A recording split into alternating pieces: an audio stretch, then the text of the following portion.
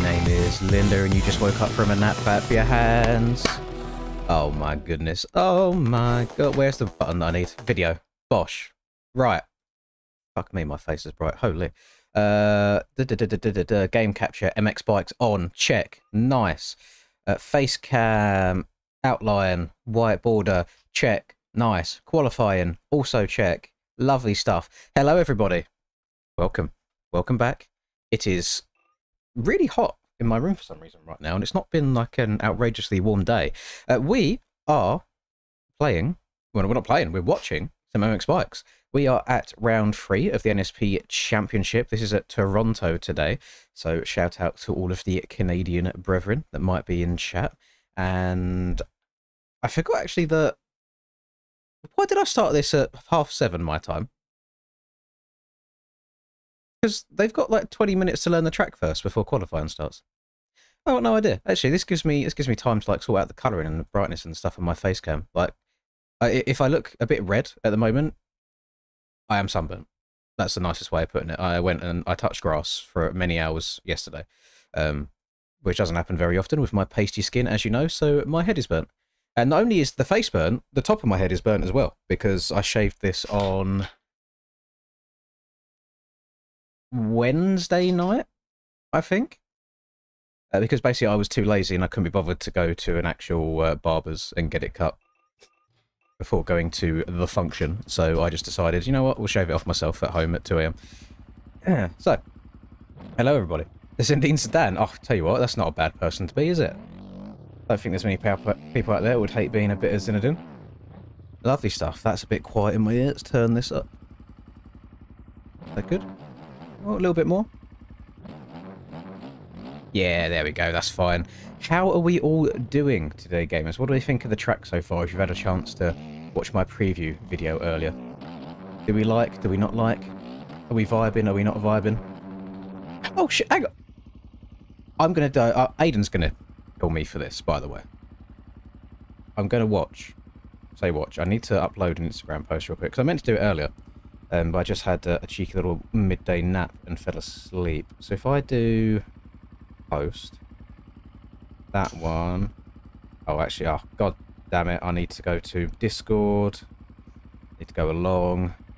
Need to go to there. I need to.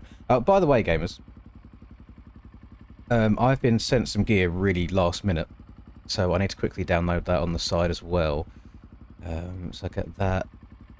Download that one because it's a zip. Can't download that one because it's not. So that'll go there. Download that image. Save. Nice. I feel very underprepared today, and I feel like I usually am all the time anyway, but today especially. Do that. We'll do that. We'll go next. We will portrait it. We'll leave that as it is. We'll go next again. Bling. How do I spell? Bling. Lao. Okay. Add music? No. I like how the recommended music is the Jet 2 holiday music, since that's a meme that's taken off right now. Right, you know what? That's posted. That's fine. I don't need to do any apps or anything like that. Hello, everybody. Welcome. God, I'm shit at this. Right, so for Willie and Rush's gear that I've just downloaded, remind me when qualifying's done to drag and drop all that in my game. I've had a couple last minute additions. Hello Emma, welcome to the stream. Hope you're good. Let's make sure we'll change chat to live chat rather than top chat. I don't know why YouTube decides to change live streaming to top chat, but you know what, it's fine. We're back, we gaming, we rocking, we rolling, and now finally we can have a nice stream. So we've got 15 minutes until qualifying goes up for this race today. Quite curious to see what lines the fast boys come up with. I think I found a few of the quick ones in my video today, but that's a very small sample size. I don't know. Whilst they felt quick in the moment, sometimes alternative lines can be better than that. We'll see what these boys come up with. Championship standing wise, double shout out Hora, by the way, for making this for me. The standings look like this right now. Do have to hide my face cam so we can see it. So Rush overtook Cam, because Cam had a bit of a stinky one last week. So Rush is on 44 right now, Cam's on 42. Brock had a fairly solid race. He had a bad start, same as Cam, so he had to try and fight his way through. The Jam is rocking a top 5 at the moment. And where's... Is Tyler racing today? Does anybody know? Oh, yeah, no, it was... So, the pre-season round, Tyler won in quite dominant fashion. Round 1, he had a stinky one and had to fight his way back. And then round 2, he wasn't here. So Jake's not even inside the top 10 in points right now. So if he's racing tonight, he's going to have a little bit of work to do to try and get back and get towards the front. So we'll see if he can achieve that. Oh, yeet.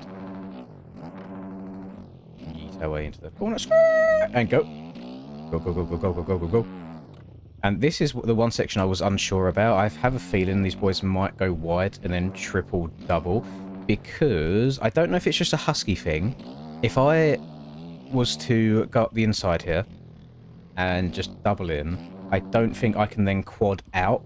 But then I don't know if going double in on off, because you stay quite low to the ground, is quicker than triple double. It's like, is doing the section in 3 lower to the ground jumps quicker than doing the section in 2 slightly higher from the ground jumps? And that's the sort of thing that Aiden's tracks and his line choices, line options that he creates really do. They just get you thinking more than anything. Go. I haven't tried. Did I try this inside once? I don't think I did. Oh, that's rapid. So you could go inside if you get a good drive, which would be quite easier, a lot easier to do on the Yamaha. You can go quad, step on, step off. Whereas outside, you triple in. You triple it? Let me have a look. Let's have a look again. Yeah, I'm on a Husky 450 here. I'm riding the Husky for the next aerial outdoor rounds because Austin literally paid me to do so. So you go step over, then triple, and then you can go all the way into the corner. Again, 2 what seems like quite similar line options there. On this bit, I prefer going left, but on the right, you can double in, and then you have to check up and roll that, and then get a drive over there.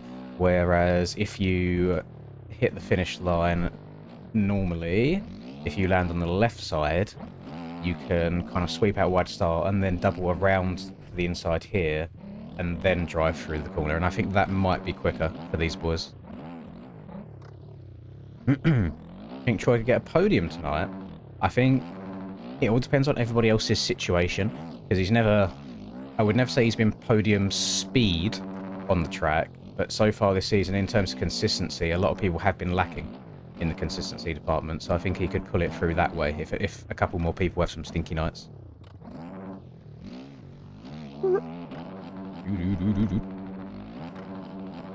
Oh, thank you very much, Drops, for the membership. I did. I had quite a nice weekend. Hope you had a good weekend. I had quite a nice weekend indeed. It's always nice getting to hang out with the boys and leave the 4 walls of the bedroom. Very good, very good. And I drank, for my standards, quite a lot Friday night. I'm not a big drinker anyway. I feel like I absorbed it and handled it alright. I had just 1 normal cider. I had about 6 shots. I had 2, after them 6 shots, I had 2 baby Guinnesses, which I guess are also shots. And then I had 4 or 5 different types of double gins. And it was either, depending on the gin, it was like with lemonade, or... And actually, no, there was spiced rum there as well that I had with some Coke. There was a lot. There was a lot going on, but it was nice. Good fun.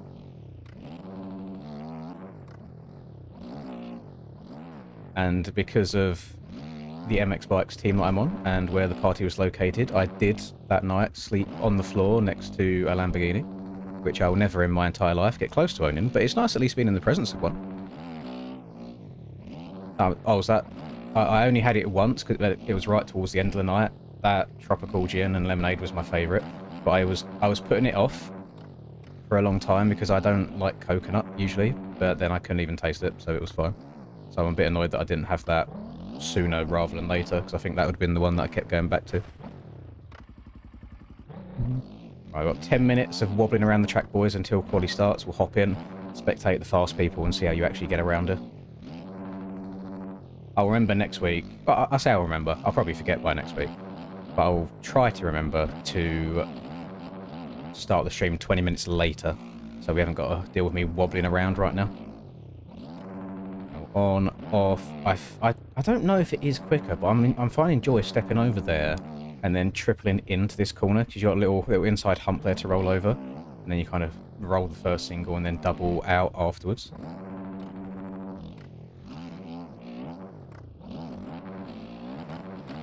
One thing I have noticed on this Husky in particular, which I'm hoping doesn't translate over to outdoors as much, because there's not as much slow speed stuff in outdoors. The back end is really slick compared to other bikes. Like, there's obviously a reason that people gravitate towards the Fantic or the Yamaha, and it just puts the power down in the right places that other bikes don't. You are meant to quad in there, and that is a line that I guarantee everyone will be doing, especially once the erode comes in. The erode on these tracks in particular, at least all the way up until very close to the end of the race, it does help you. It holds you in the berms more because it digs a little groove in for you to use to bank off of. But stepping over and then going triple in that section, I believe, is the fast way. Can we get stepped onto that there? Yes, you can. Nice. Oh. My bad. My bad, pimp. I do have some pretty bad acid reflux today. So, I know water doesn't really help it, but it might help a bit. I know dairy's the best thing for acid reflux, isn't it? Like having milk or ice cream or something along that lines.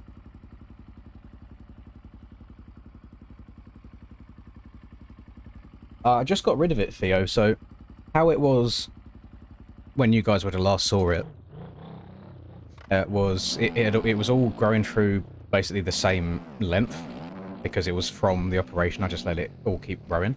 However, because of how mine grows anyway, the sides and back grow quicker than the top does anyway. So I needed to go and get it styled. However, I had the random urge at like 2 AM on Thursday or Wednesday night, whenever it was, so you know what, I can't be bothered going and getting all that done. I'll just shave it off tonight. So the actual line itself, I think, is still much better. And how far along are we now? Just over 8 months deep now, I think. So when I had the operation done originally, they said it can take all the way up to 18 months for it to like look to its full potential. But even as it is right now, I really don't mind it. It definitely much easier to maintain. It was a little bit all over the place as it was previously. Got the old Widow's Peak. Can you see? Can you see like? I don't know. I don't know if I have to make the face cam bigger, but can you see like the line almost like a little bit of a circle around here? Because that's where it used to be. Could you imagine how bad that would be still? And it's also hard to. If I'm gonna have to like try and move the face cam in to give you a proper. So if you can see, if I raise my eyebrows, you can see where the muscles go up to. When you go there and they kind of mark it all out, they get you to do that. So my muscles in my forehead go up to this point. So if they took this little point and just went straight out, the hair, it wouldn't stay because it's actually implanted into your forehead muscles. So there's a limit to how far they can go anyway. So just in terms of the actual line from birth genetically, there's always going to be a bit of a peak there. But with how it was previously, like, it's such an insane difference. Servers should open in 6 minutes from right now. From this very moment, I believe. I'm 99% sure that's when they go up. And then when they open, it goes straight into 30 minutes worth of qualifying. It's not like Aerial, where you have 10 minutes of practice and then 20 minutes of qualifying in server. As soon as that server goes up, qualifying basically begins. And you go straight away. And I think that with those thinner bits where you can still see that slight circle and outline of where it's been done over the course of the next additional 12 months from right now. No, 10 months, sorry, not 12. They say it can take up to 18. That is what slowly goes away as it all starts to look the same as each other. But also, what doesn't help, let me see if this changes how it looks at all.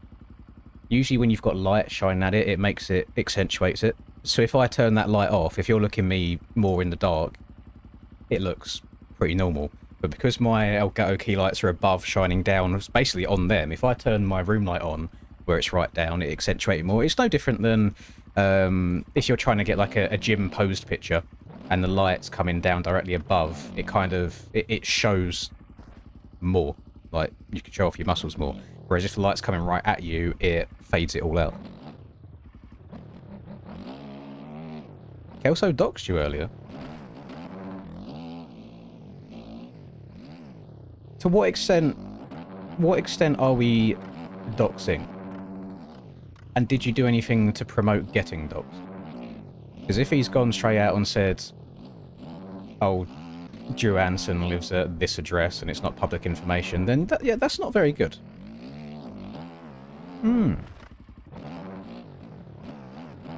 That is a federal crime. So, but if it's something that, hey, if I go to Drew Anson's Facebook and it tells me whereabouts in the world he lives and I mention that, and that doesn't class as doxing because it's public.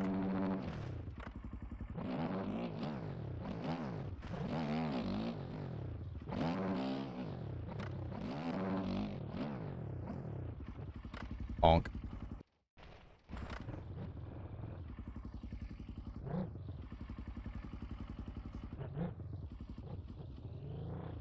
Photo docs as well. He's pulled up some cheeky DA photos.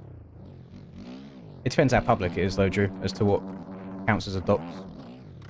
And did you deserve it? Were you being a twat? Were you being an arsehole?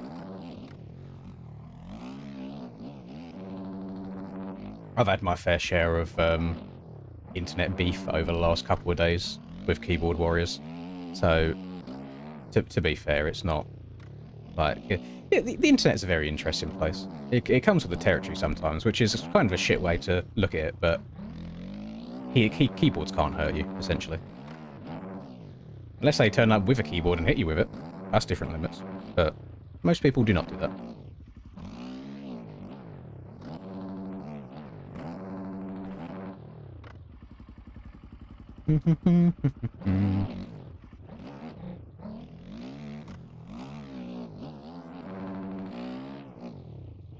There's kind of crazy stuff.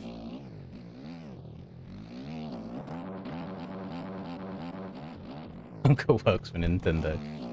I remember the whole Dad works for Microsoft meme really popping off around the time that I used to play MX vs ATV Reflex, when Reflex had come out.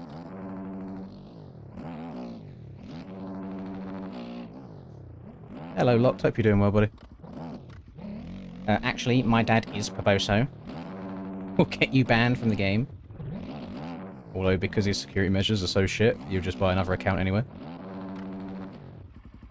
I had so the last video I'd done prior to today's one of doing that 125 race and people being degenerates, can't even talk, being degenerates and riding backwards, taking leaders out and stuff.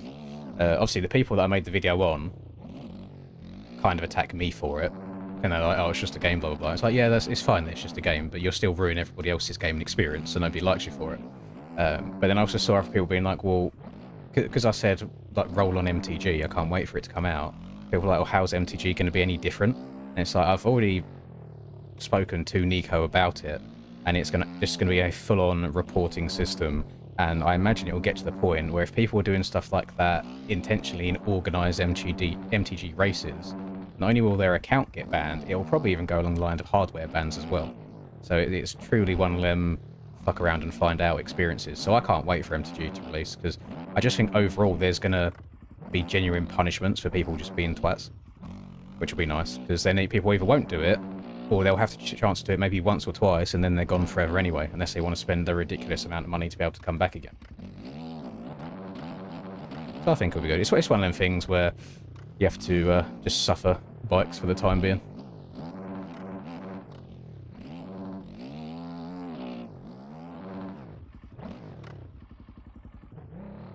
I've got no idea when MTG is coming out, Chunky Beef. I think they said towards the back end of this year. So have that in mind, then also be a bit like wary about it, just because I feel like all games get delayed even at least a couple of months from the expected deadlines. Yeah, there'll be a full-on report system in there. I mean, I believe there's going to be safety ratings and stuff like iRacing has anyway. So if you are a particularly clean racer and someone is known for not being a clean racer, I don't think you'll end up being in the same races or lobbies regardless anyway. Hello, person whose name I don't even know how to pronounce. I don't know what language letters they are whatsoever, but hello. Welcome to the stream.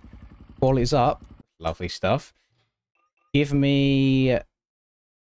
First person that I see, type either the letter A, B, C, or D. There's usually 4 qualifying servers for this. That is the qualifying server I'll join first.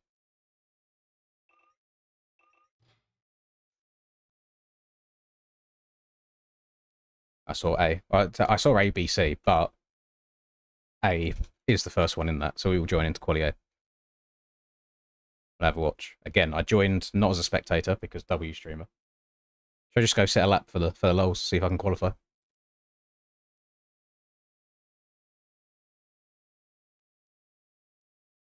Oh, welcome, Oreo.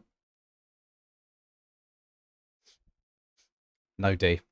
No D. Looks like a few less sign-ups today.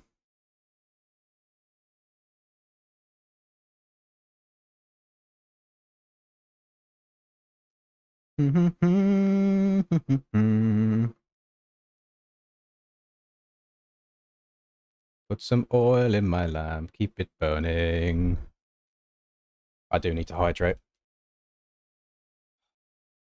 You know how like up and down I am with things like that, and I think it was before. So let's say Thursday this week. The previous 2.5 weeks before that Thursday, I was doing so good in terms of making sure like I drink enough water each day and have like these like vitamin supplements and this, that, and the other. And then as of Thursday, it's just gone to shit. So we're getting back on it again today.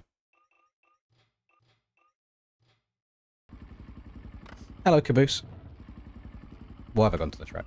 God's sake. Right, replay. Free roam. Bosh. I haven't, Pontus. I see no interest in it. But it's the same way when it comes to just like smoking in general, vaping in general. Like, there's people that cannot go more than 5 minutes of their life without feeling the need to grab their vape, and it just doesn't do anything for me. So even when it comes to just things like drinking as well, I'll drink for occasions. Like, we had the AJP party on Friday night, and then outside of that, birthdays, Christmases, weddings, sure. Other than that, I don't really feel the need to. Unless we're doing some sort of like weird stream where we're drinking every time, like Weege says, like sand if we're at Southwick, or elevation at Thunder Valley and things like that. They're kind of different things. But on a general day-to-day basis, I don't really do that.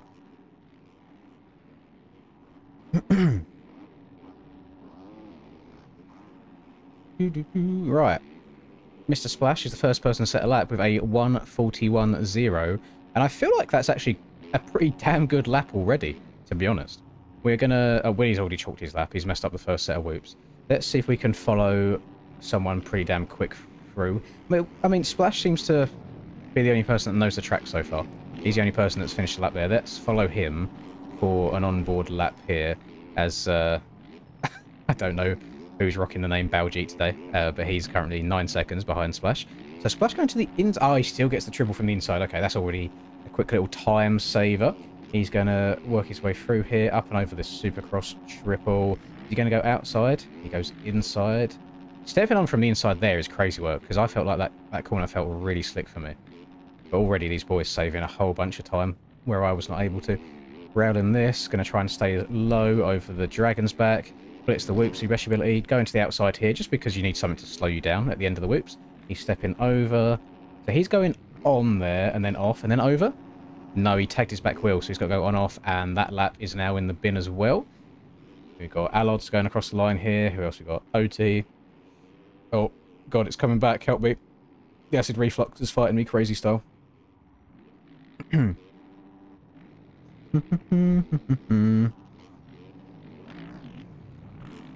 How do I think the game's currently doing with development? Feels like a fun thing at the moment instead of a grind. Do you mean like in terms of MX Bikes is just fun to hop on and in its state of development? Because I don't really expect anything from bikes anymore. I think I've had my fun and my racing out of it already. If I could rewind time and be playing this game back in 2021 era, when there was a whole bunch of like actually good fun races through MyMXB and nobody really was an arsehole and this, that and the other, like I would do. I think it was such a better time for the game. It's weird because if people are getting into this game right now, they're joining the game itself. The OEM bikes are the best they've been in terms of what they can do. So like the suspension's really, really good. The tracks this year, from a competitive standpoint, I'm talking mostly aerial, and again, just my opinion, you don't have to agree with this, are the worst we've had in a good few years. I don't know. I don't know. I mean, it's just a fun game to hop on and play with friends. If you're trying to do it properly competitively now, it's hard to really get what you want out of it, in my opinion. Right, well, let's follow old Mr. Brockington for a lap. Got Brock's gear downloaded now. Downloaded the Evoke team gear earlier, although it does not say Evoke in Brock's name. He's already buggered that as well. I don't want to follow Splashy. I've already followed Splash for like 2 laps so far. Caden's going through. Monster there. Braden. Humi. CM. We've got AS. Got some random old guy. He's just working his way through on a 250. Let's go Neon. Neon's only 0.4, and Brock's only 0.7 off the top of this session, actually. Let's follow follow Neon, sorry, for a lap. And Neon's lap kind of chalked already. Is there a limit here to how much cuts that would give you? That seems like that Aiden would make that strict. Right, let's follow Brock again. I mean, everyone's doing it, so maybe not. I suppose I was doing it in my preview lap, so I think maybe Aiden's been quite unstrict there to make it a viable option. So double on off. Brock, can we stop choking laps, please, when I'm choosing to follow you around the track? That'd be great, thank you. He apexed that really close, like really tight, and still got the step on. And triple, single into the corner. I don't feel like this is a very good lap so far, but he's staying with it, so he must like feel like towards the back end of the lap he can gain some time on what he's currently got. And when Brock finishes this lap, I'll switch over to Quali Group B as well and see what we've got going on in there. He's going for my line. He's stepping over triple. Is he going to jump around the corner? Yes, he is. And then roll or tire tap. Little roll double. This tabletop's actually quite tricky. With how slick the corner is, if you spin a little bit too much, you won't get all the way up and over it clean. Going to blitz the whoops. Went across them really, really well. Triple in, and then triple again. Yep, and then double into the corner. Jump into the berm. Slow yourself down. Now, what does he do here? Is it a triple double, or triple, whatever you want to call it, or is it a double on-off? He slid. It is a triple double. Thank you very much, Mr. Tuttleson. Have you remembered to feed Linduck? I may or may not have left Linduck unfed for 2 nights in a row. Have you remembered to feed Linduck? But he did tell me before I went away that he was looking to cart anyway. He's on a cart rather than a bulk right now. So, I don't think he minded it too much. I came back, he's looking shredded. He's good to go. Up through there. So, thank you, by the way, Tuttleson. I really do appreciate that 10 euros. It's very generous of you. We watched the start of Brock's lap there, and it was hella stinky. And he still came through and got a 39. So I would guess 38s, maybe 37s possible for a really good lap around here. We're going to go hop our way over into Quali Group B right now. NSP Group B. Bars. That's a crime against rhyme.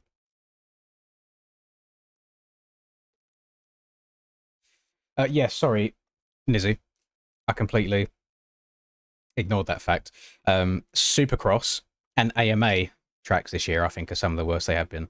But the GP tracks this year that B Clay made are the best ones we've ever had.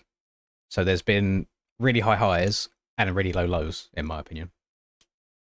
And I was thinking about this the other day.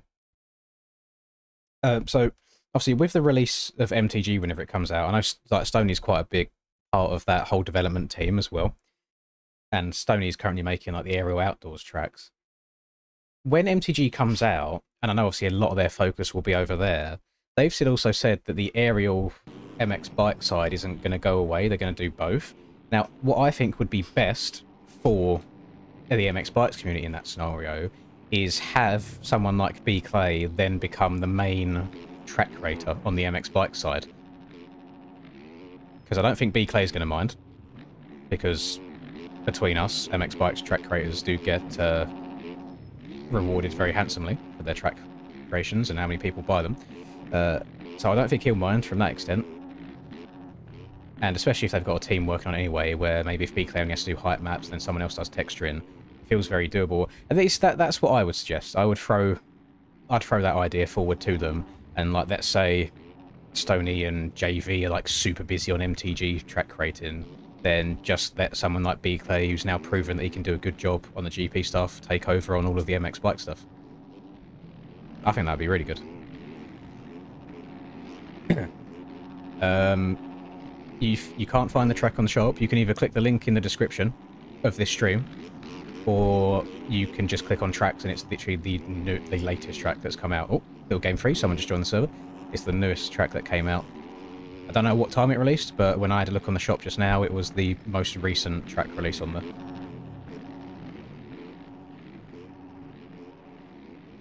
I have no idea what prizes are like for this, I'll be honest. No clue whatsoever.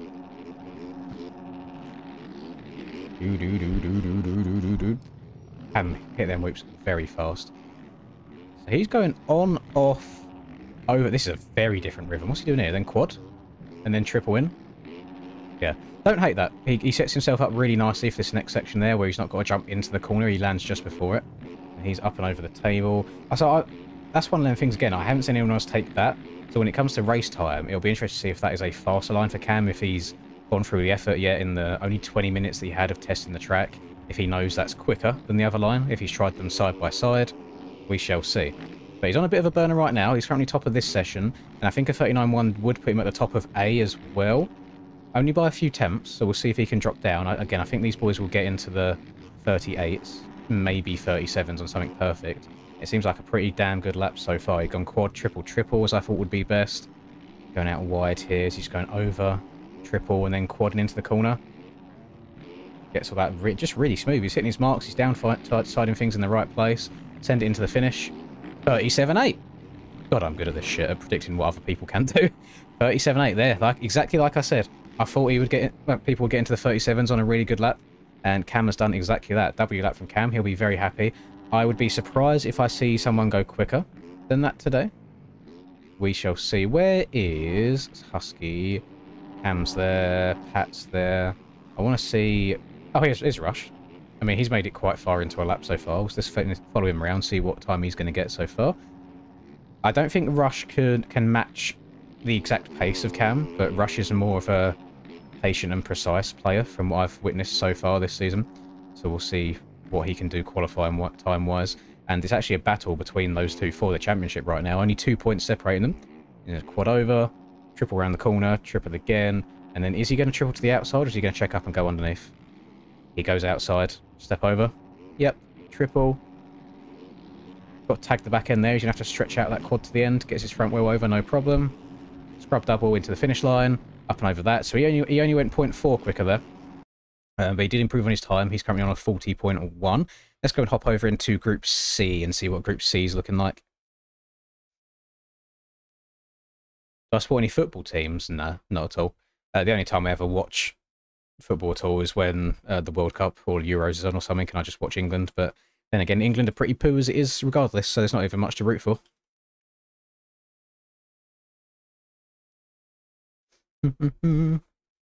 We have been a bit quiet so far tonight, Glenn. I agree with what you said.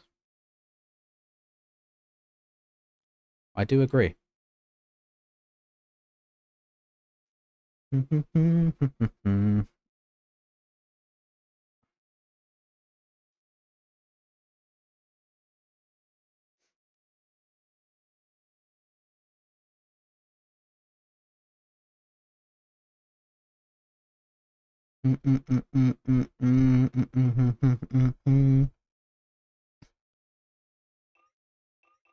Right. Did we invent football? I feel like football's one of them things that, like, randomly the Chinese would have made. In the same way that the Chinese invented tea, and that's now like a UK thing. And in the same, I think it was the Chinese that invented pizza as well, and then Italy kind of stole that for themselves and made it popular. Where am I? There he is. I was like, where on earth is Tyler? I'm going blind. Let's follow Tyler for a lap here. He's at the top of this one with a 38.2. He is currently, I think, 5 tenths off of Cam's time. We'll see what Tyler can do right now. He's actually on a lap as we speak. This is the last corner. What's he going to have? Is he going to send it or is he going to go for another one? 37.4. So we did miss the start of that lap. We caught it right at the end. Tyler has gone top overall so far. Nice. I actually want to... I hope that he goes back and does another one.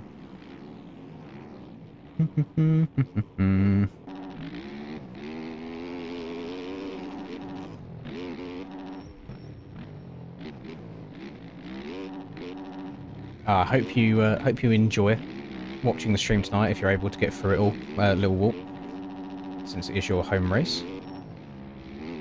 Chinese invented gunpowder. Chinese really do be on it. They be making everything. Crazy work from the Chinese.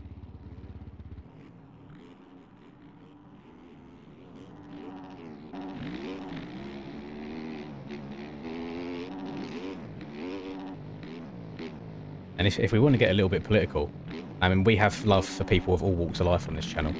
We never discriminate. The only criteria we have is if you're a dickhead, we'll call you a dickhead. Other than that, if you're chill, then by all means, you're welcome. But I know there's obviously a lot of drama in modern media, and especially on platforms like Twitter and stuff, and everything wants to make everything about race. But if you want to get really deep, slavery wasn't predominantly from the white folk. The Chinese were the first ones to start slavery as well. So the Chinese making everything. Good things and bad things, you know?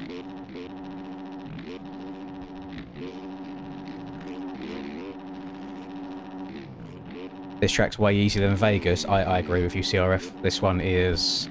I think it's... In terms of its layout and its rhythms, it's not like... It's not loads different. But it's the fact that there's two main things. The track itself isn't as long, so you haven't got to be as perfect for as long. And then the other thing is the rhythm sections aren't as long themselves. So if you've got a rhythm section where you need to hit like 4 jumps well, it's a lot easier than hitting a rhythm that's like 6 or 7 jumps well. So I think that's where the main difference lies. Tyler's trying to find some big boy lines as well. Last week there was one quad that Splash tried to hit in mid-race as the road came in as well. I wonder if any of those will be viable. Do you think Iron Man will be any harder for us? No, not at all. Not at all.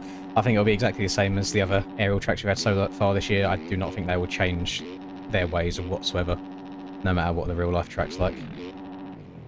Because that track did look a bit techy, especially the first like the first couple of corners.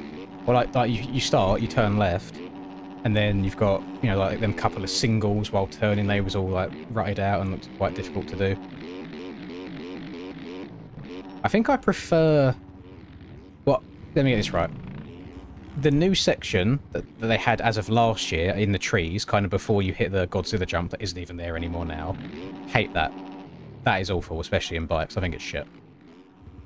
But how they've changed the track layout now, going near to the finish line, I think that could actually work quite well for us. Could be quite good indeed.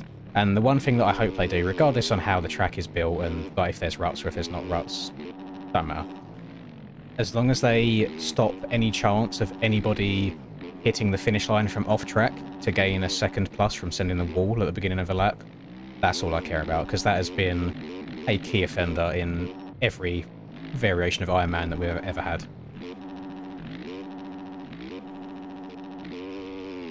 I had one good race at Walmingham Glen, which is my second 3 videos ago on the channel. So the one before the last 2 that I've done. That was the race that I had quite a lot of fun in and I enjoyed. The races outside of that, when the track was pretty deep and wet before the sun came and dried it all up, I struggled a lot. And on day 2, I only done the first race, waddled around it basically in last after throwing my goggles after 2 corners, and I didn't even go out for the last one. Like, I'm a fair weather rider. I'm an old man at this point. I want to enjoy my riding. If it's absolutely pissing it down, I see no value in going out and just riding around at the back.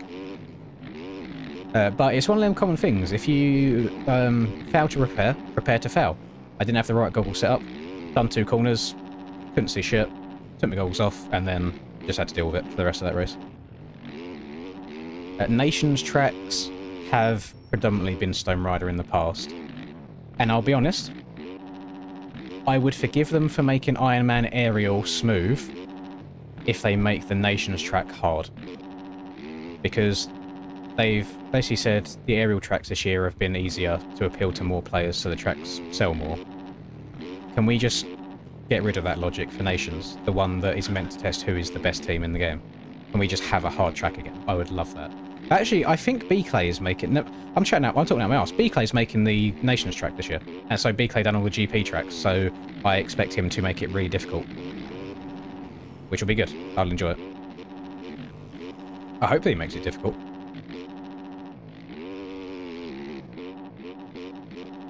Yeah, they got rid of the Godzilla jump. I don't know why.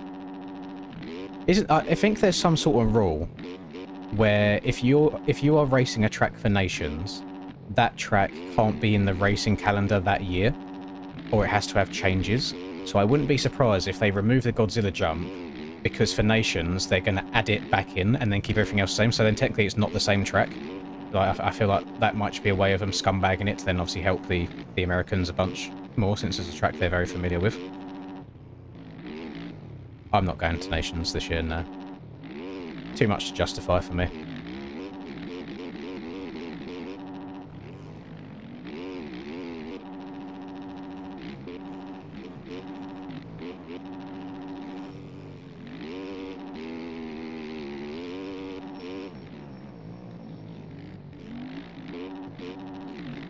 Yeah, last year's was good. I enjoyed it. I don't see anybody, even including Tyler, beating that 37.4. Because whilst we wasn't able to follow the whole of it, we saw most of Cam's 37, and Cam looked pretty perfect everywhere. So for then Tyler to gain even more time than that is quite impressive. I was going to follow Tyler for another lap there, but he's just cased the shit out of the finish line at the beginning. Let's go hop back into another service, see how Group A's doing. He was too shy to ask me for a selfie, you absolute pussy, Glenn. Well, I imagine that I'll go to a couple of the Arena Cross rounds this year if the AJP boys are doing it to go and watch, so ask me for one there. I remember at Nations last year was the first year that old Rusberg asked for a selfie as well. We had the other Cam, who's doing this series right now, came up and said hello to us when we was walking around on the track at Nations the day before it all kicked off. Asked me for a picture, and then he was like, and you, Rusper? The funny thing, like, I can't remember where we went riding. It might have been like a VIP or something like that. But then on the way home, Rusper stopped in a service station to grab food. And somebody recognised Rusper in the service station as well, which is even funnier. So he's not even like with me at that point. Someone's just like, oh, Rusper, hello. We worldwide, baby. Do I know who Jimmy Margetson is? Yes, every AMC round that I've been to this year, I have been pitted with Jimmy. And Jimmy is just an absolute freak of nature. Hide your wives when you're around him as well, because a very, very handsome man. Yeah, Jimmy's a freak on a bike. Jimmy's like a really annoying level of fast, because he's one of them that just doesn't really give a shit either. Like, he'll rock up, he won't even start getting ready or getting changed, ready to go out on the bike until basically everybody else in the class is down on the gate, ready to go. Like, he's so laid back, he just rocks up, wins, and then goes again. Jimmy is what we aspire to be. Right, so Brock has gone top of this session. Let's follow Mr. Willie right now. See what Willie can do. Jumping a bit wide there before the whoops. He's 1.2 back on old Brockinson right now. Willie choking the start of that lap. Commentator's curse. Right, let's see who else we can follow through. Got Caden there. Woodland's doing it as well. Eggshit's in here again. He made it through the last couple of weeks. Is that Brock going over the line here? That's AS. Everyone in the Evoke team is running the same gear set. Very easily recognisable. I guess we'll have to follow Mr. Willie again, see if he can do any better this time. Held that corner tighter that time as well. Better drive through the whoops. Nice. See if we can commentators curse him at all. I think it's just a personality trait as well. It's like on a race day for me, I get ready too early all the time because I'm worried about missing it. And then yeah, there's people who just can rock up at the last second, go and line up basically as the gate's about to drop, and then go and win. No problem at all.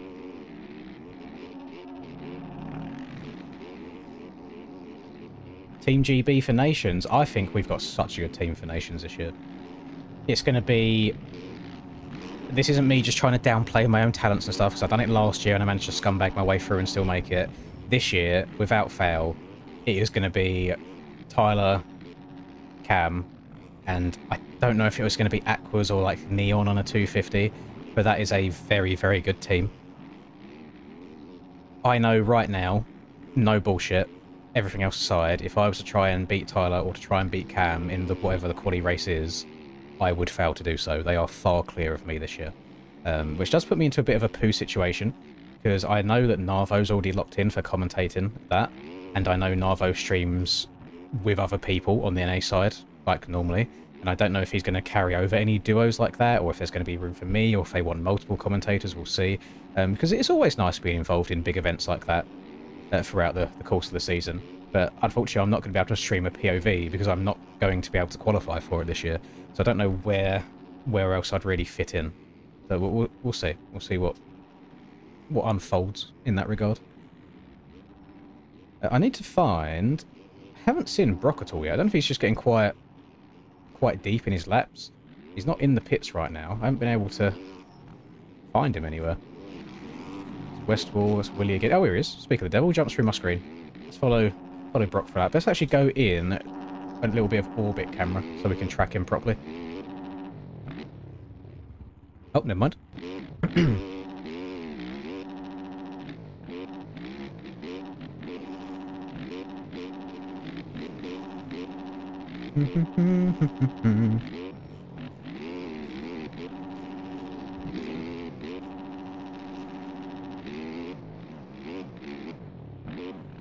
No, yeah, Jimmy's sound.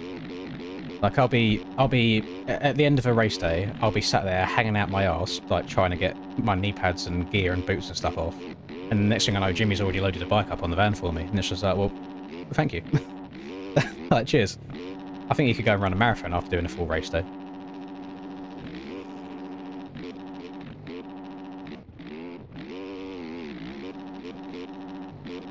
I mean, my channel's pretty shit these days, to be fair, 317. You might want to go down the Troy route of videos to make.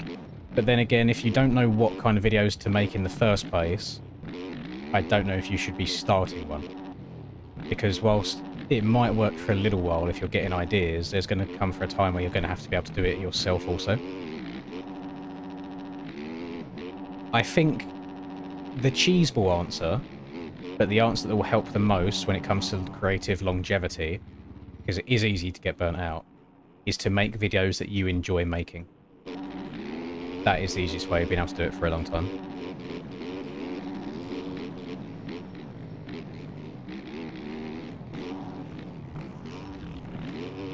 We've only got 30 seconds of qualifying left, so this is basically going to be Brock's last chance.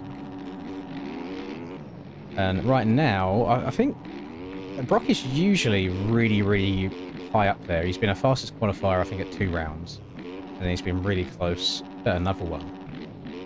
He's almost 1.5 seconds off of what I believe will be the top right now in Tyler. So we'll see if he can gain that time at all. I don't know if he's streaming right now on Twitch or if he just saves that for Aerial. He might have me up in the background on another monitor. So if you are listening to this right now, Brock, don't choke, basically. I know he lurks in the streams before qualifying starts, and if he shuts me up during it. The FIM rulebook says the length of the track is capped to 2 kilometers and there must be 3 meters of vertical space between the ground and an obstacle.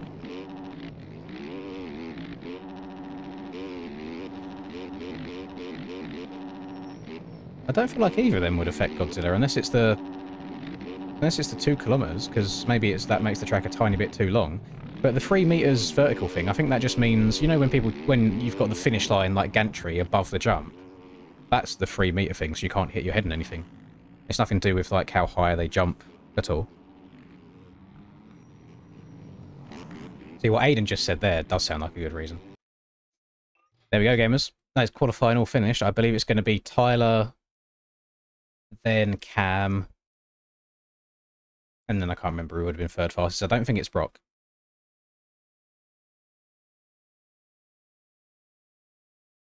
Too much pressure, Brock. Come on, got to lock in. Got all eyes on you.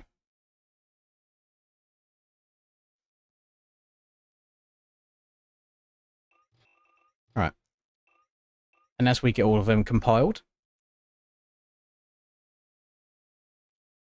Lucas Conan winning nations. Obviously, I'd really like it, of course, because it's always a fun time when the US doesn't win nations, because they've just done it a lot. But it's so hard to bet against them on home soil. Like, Deegan's going to be unreal at nations. He's going to be absolutely insane. And I don't mind admitting that. Like, I can see it happening. The thing that will annoy me is if, let's say Deegan goes and wins all of his classes at nations this year, if next year, when we're not in the US, there is just magically some reason why he can't do it again. I want him to go and do it off of American soil as well.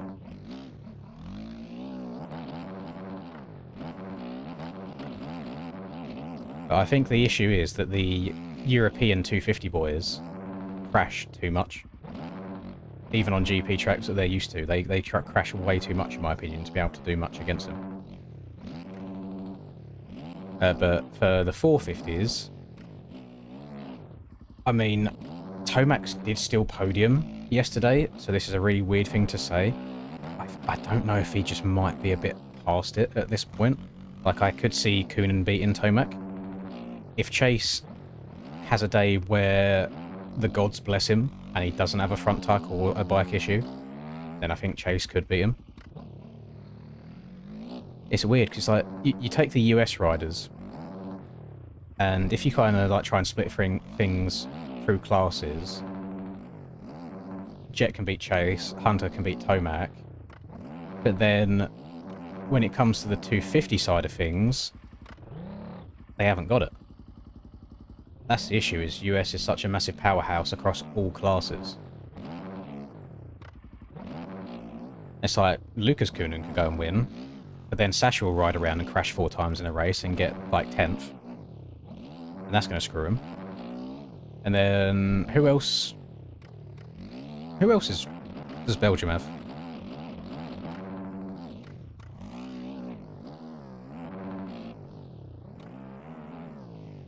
I mean, the Netherlands are going to have a, again, very recently injured Hurlins, probably. So they're going to be in the bin.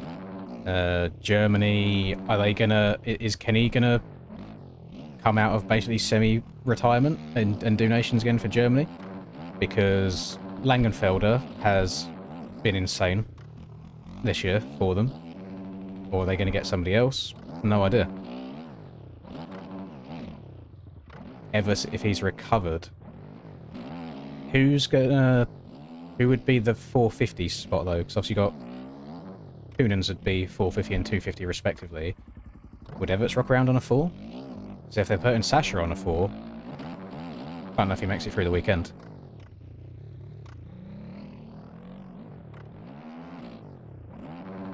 I always feel bad for Geyser, just because, yeah, Switzerland not really the most stacked team in the world.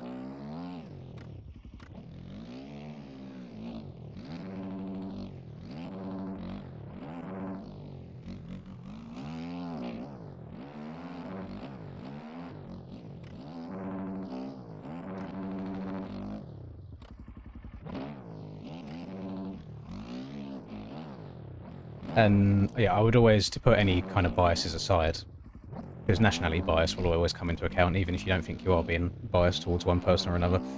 It is pointless comparing EU and NA riders when the tracks they ride are completely different. Like, if you go and put the Wolf and Deegan on Lommel, the Wolf's going to smoke him. If you go and put the Wolf and Deegan on Ironman, Deegan's probably going to smoke him. Because it's different riding styles and what each person is used to. So that doesn't mean that the Wolf is better, because they say they both only do one race against each other, and it's on Lommel and he wins, that then doesn't mean that Deegan is better if they go and do one race against each other and it's Iron Man and Deegan wins. It's like, it's so hard to get an actual fair comparison of everything.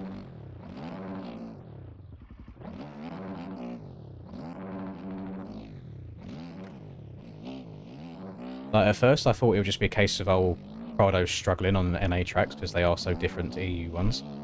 But when he's rocking around doing whatever and you've got Benoit Pacharel beating him, that's when there's an issue going on here. And it's like, Harup's been doing pretty damn good for someone that wasn't even meant to be racing at all. Like, it's in a 250 class this year. The Harup's picked up things pretty damn quick. We got heats up. Lovely. Let's get in there. Heat race 1.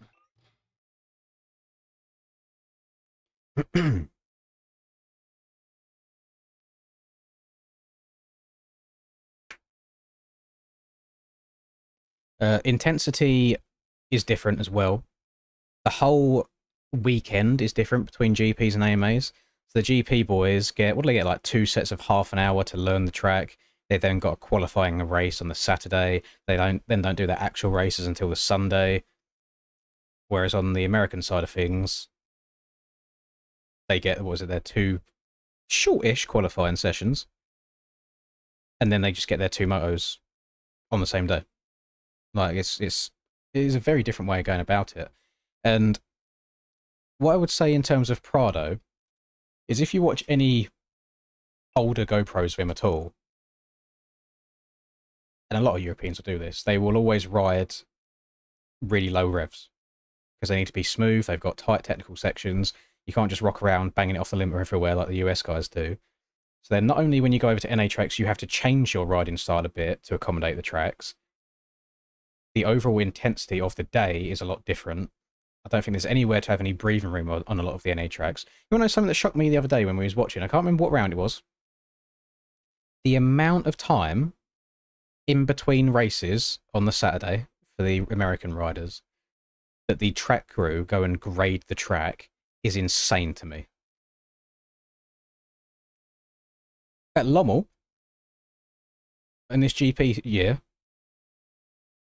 they smoothed out the faces of the jumps a little bit after all of the riding was done on the Saturday.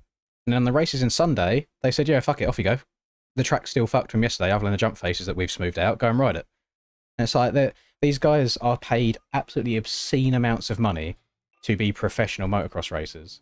Yet, they get the most perfectly groomed tracks for every single race and might try and make it as easy as it can do. And I think it just needs slowing down.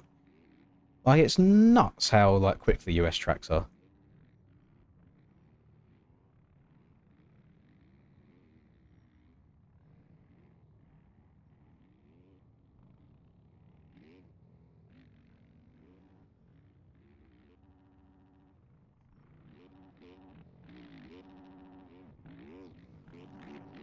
Da da da da da da da.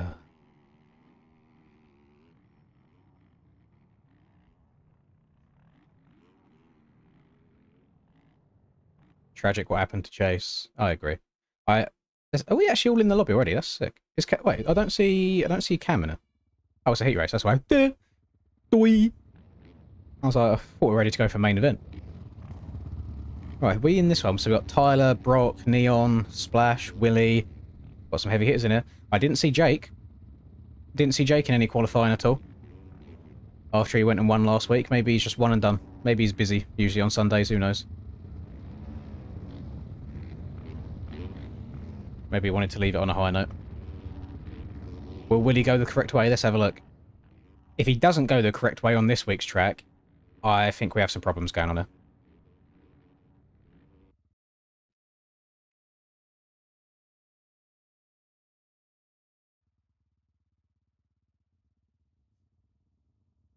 Okay, we're going to re-rack them. I think we've had like one singular jump start every single race that we've had so far.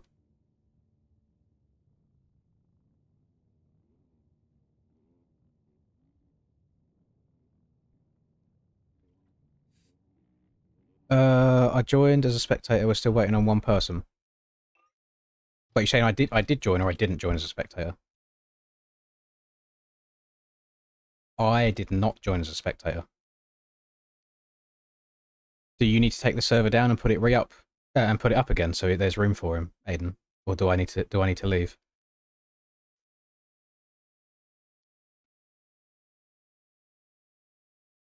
Or are we good to go? I mean, it's 21 including me, so it should be 20. We should be okay. Cam is synced in, ready to go now. Ah, I see. Okay. I don't know why I keep forgetting because I acknowledge it every time it happens as well, and then I just do exactly the same thing again for the next one. Rightio, we'll re-rack them.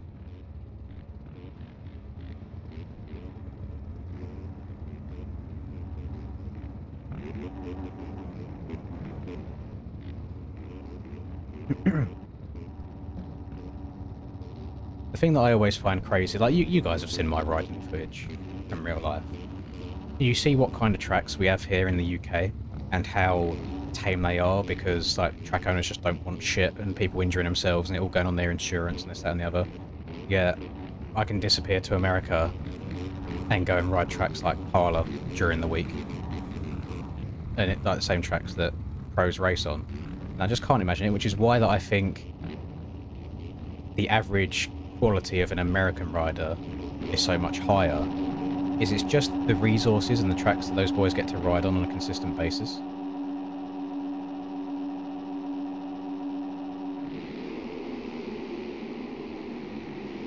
Let's go, let's go, let's go. Brock had a great start there up the inside. Is he going to be able to get it stopped? He does indeed. Brock is going to get your whole shot. Lovely. We've got Tyler side by side. This could be a good race here. Two very heavy hitters in this class. Tyler looking to try and make it... Oh, Tyler going down, actually. I don't know if he got into the back of Brock there with some sort of ping or what happened, but the one thing is for sure, MX Bike spectating, always a completely smooth and flawless experience. So, let's see if Neon can catch up here and have a good result. AZ, Mr. Zing, up the arse of Neon. Again, no idea who it is. No clue, because people don't run their actual names. I don't mind a cheeky little hashtag AZ, but not having your name at all is interesting. So Neon's working his way through, a bit sketchy through the whoops, but he doesn't go down. Comes up a bit short on the triple in, so he's just going to have to go on-off, but that's a nice alternative to be able to go all the way over. Might even be quicker for a little bit, because you're not having to single into the corner. I have a feeling Brock is going to set sail in this one. I think he's going to be absolutely fine.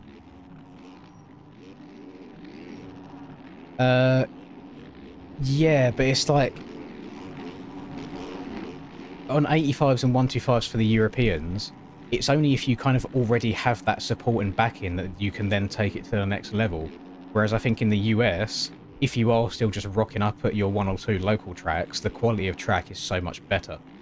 Like, imagine you're like a pretty damn good 125 rider, but you're not from the most wealthiest of families, like from the EU, so you can't go travelling abroad and disappearing over to tracks like Lommel and or going over to Spain to ride all through the winter and stuff. You're fucked. You get a good few months of riding in the UK throughout the year on tracks that are mostly flat with a couple of tabletops, and then in the winter everything basically comes to a standstill.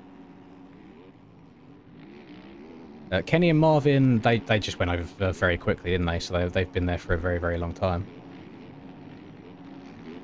But I just think the support and the facilities and the tracks that the US kids have is so far superior than the rest of the world.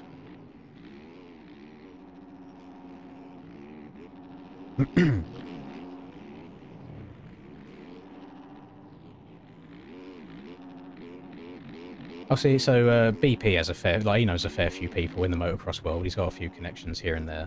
And anytime, like, and we both ride Volks, and I know people hate on the electric bikes and stuff. When it comes to riding in the UK, there is so much shit that track owners get through like noise complaints and like neighbours complaining that it's too noisy, and that a lot of time tracks are very limited on how many days throughout the year they can ride. Whereas any track that we've gone to and we've been speaking to the track owner, they're like, well, yeah, come ride the track whenever you want. You can even ride it on days it's not open because you make no noise, like you're not disrupting anybody. So things like that, the Varg is great for. Hello, Lekin.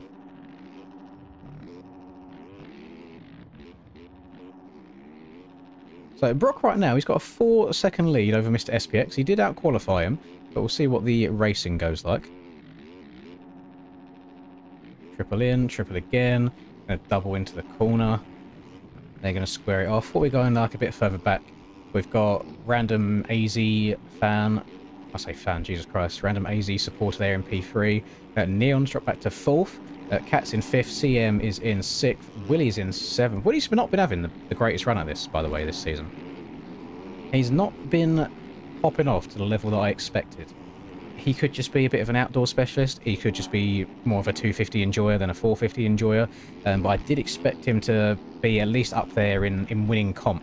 I don't know if it's just been bad starts or what, but he's been lacking a little bit so far. He will gain a second of cuts for jumping too far inside in that corner. Don't think it was intentional. Just how it would be. You got KN. Is there any big heavy hitters back here struggling? Wait, how did... Damn. I didn't think Tyler would have dropped as far back as he did in that opening crash on lap 1, but I suppose if you go down early and you are then surrounded by a bunch of people, it's hard not to get into more drama after that. So Tyler's not even in a transfer spot right now. He needs top 9. Currently sat in 14th position. The good news, however, is because it's still fairly early on in this, he's only 8 seconds, I believe. 9 seconds behind a transfer spot. So he's going to have to get his head down, try and push forwards a little bit. He's got 4 positions to make up to get into that spot, and about 9 seconds of time. Here is the man that got a selfie of myself and Rusper at Nations last year. Lovely man. OT eating absolutely booky in the corner. What bike is this? That is a Fantic with a public skin that I've got downloaded. I thought it was like a Honda for a second. It looked different. Got Mr. JR Scott working his way over here, and that will round off the pack. Let's zoom our way through the stadium, defying the laws of physics. Going through the wall. Brock is really pulling away now, getting a nice commanding lead over Splash. Splash, I don't think he's going to try pushing too hard. He doesn't have to win this heat race at all. Second place, good gate pick for the main event. He's loving life. Neon has made the pass on Mr. Zing. He's going to be rocking his way through. We've got a little battle going on here, going to the corner between Eggshit and JS7. JS7 getting that rhythm a little bit wrong. He's going to have to filter in behind him. Willie's made a few passes, though. He finds his way up into P6 right now, with Cat rocking around in P5. JS7 and Eggshit still going side by side. JS7 has to check up. What has happened there? Oh my, he's on X Games mode. JS7's hitting random front flips. Oh, CM going down. Fluffy Chicken going up the inside of him. Let's slow this down. What happened there? They like both jumped onto the table together. Oh, JS7's back wheel clipped, and then he wheeled off by mistake. And he gets on here, dives off the front, turns this into a cheeky little front flip. MX Bikes is a simulator game built with realistic physics, built from the ground up, as the Steam page says. Where is Tyler? Tyler's actually lost time. This isn't what I expected from your top qualifier today. So he's in 13th place. He's 39 seconds behind the lead. He is... Oh, he's only 5 seconds now behind the transfer spot. So it looks like everyone in these kind of 5 or so positions in front of him. This is a transfer spot in front of him here, actually. Where is he? It's KN.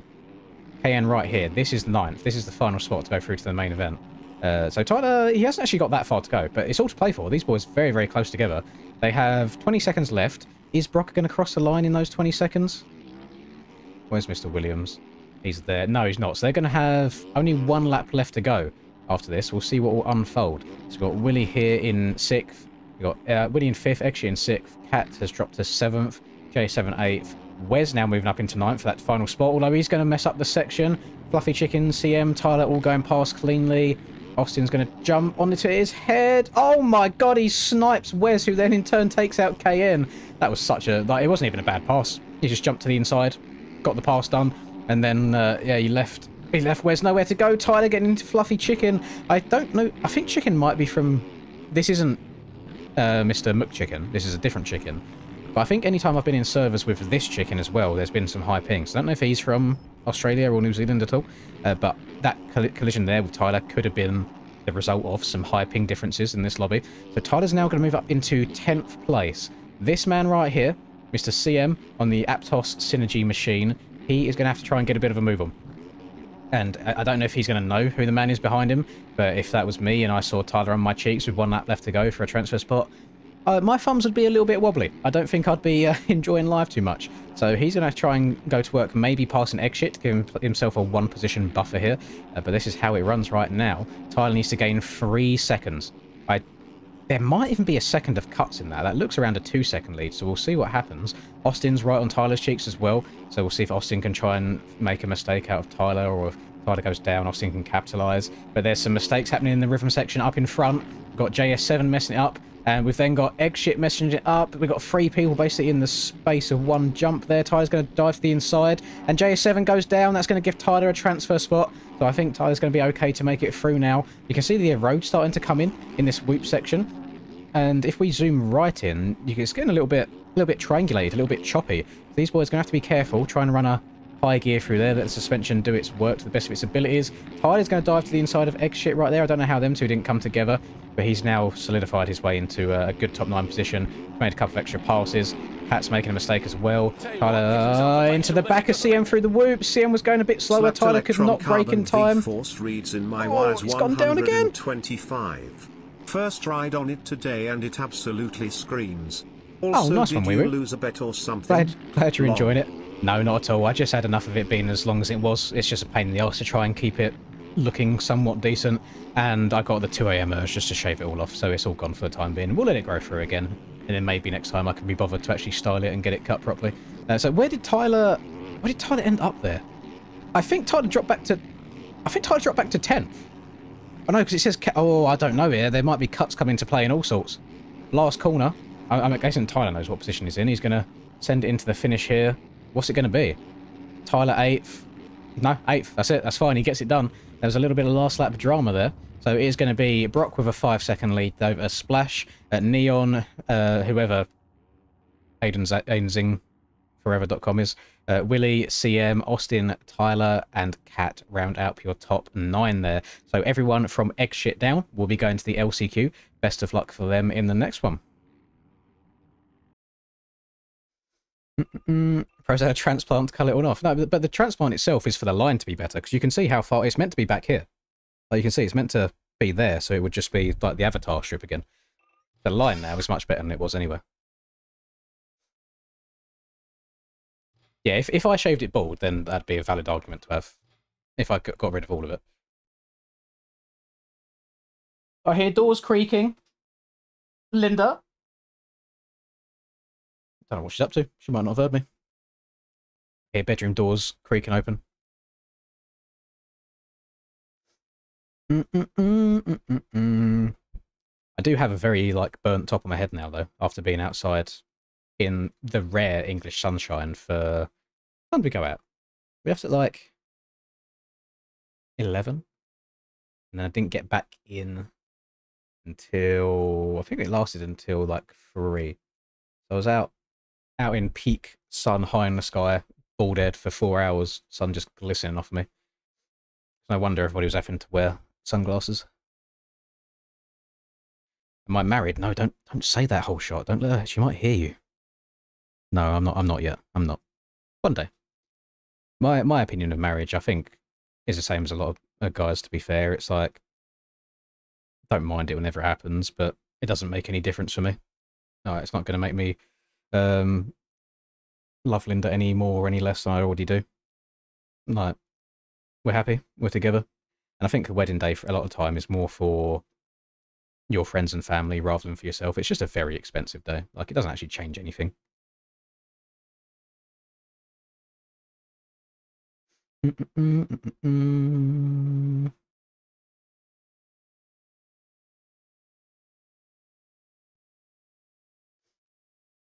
And then, to be fair, if I did get married, I'd have to invite Oles, and we don't want that at all. We don't want that.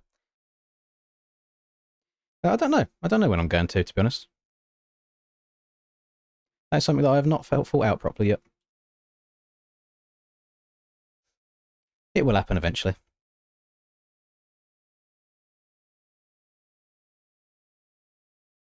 Yeah, I think that's a fair way of describing it. Chunky beef.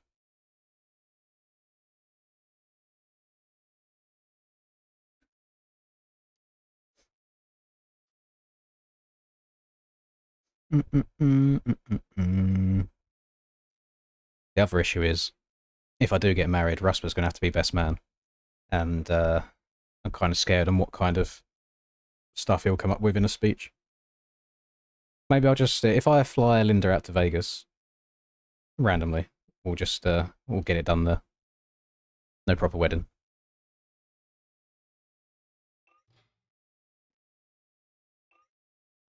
Alright, join as spectator this time, Linz. There we go. Much better.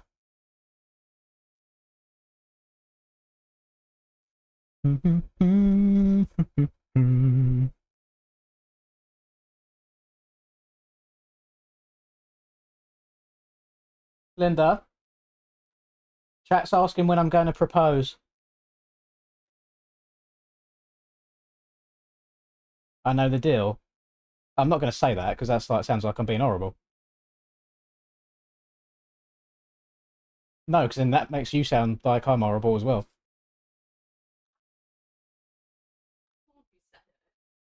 That's fair. You're definitely not walking in this room looking like that, No, are no. you? I don't think they'll be able to hear you. Do you what did we say? 11.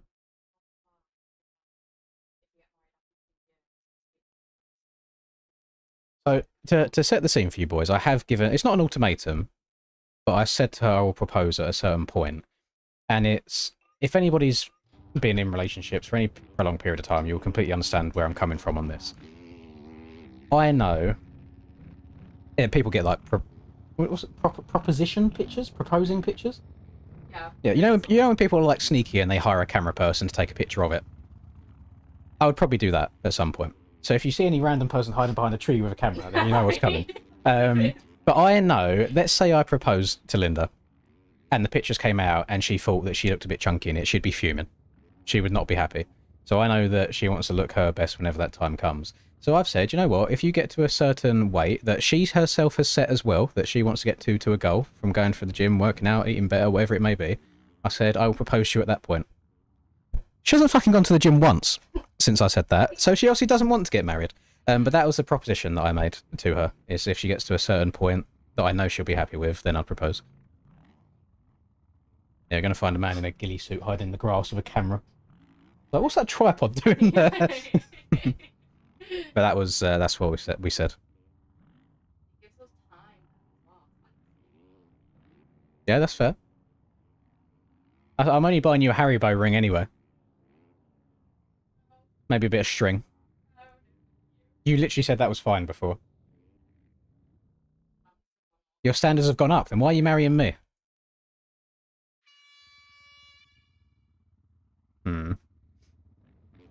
Anyway. Race number 2, gamers. So this one we've got Cam, Tiger, we've got Chap, Mr. Rush Chapman, we've got Caden in here. We got Slade. I don't know if that's John Slade. No idea. It's a new one for me to see. We got Biggest Hazard in MX Bikes. Mr. America himself. Any other absolutely barkers in here? Anyone with a bad gate pick? No. No, it's not. Right. Let's zoom into this first corner. Who's going to get it? Revs up. Probably going to be the man in the Santa hat. Slow reaction times from Cam there. Gets absolutely yeeted out of the way going into turn 1. So Cam's going to have a very stinky start. This is going to be fun for us to watch. I mean, he gained a lot of positions by hugging that inside there. He does go down low, gets into the back of Caden.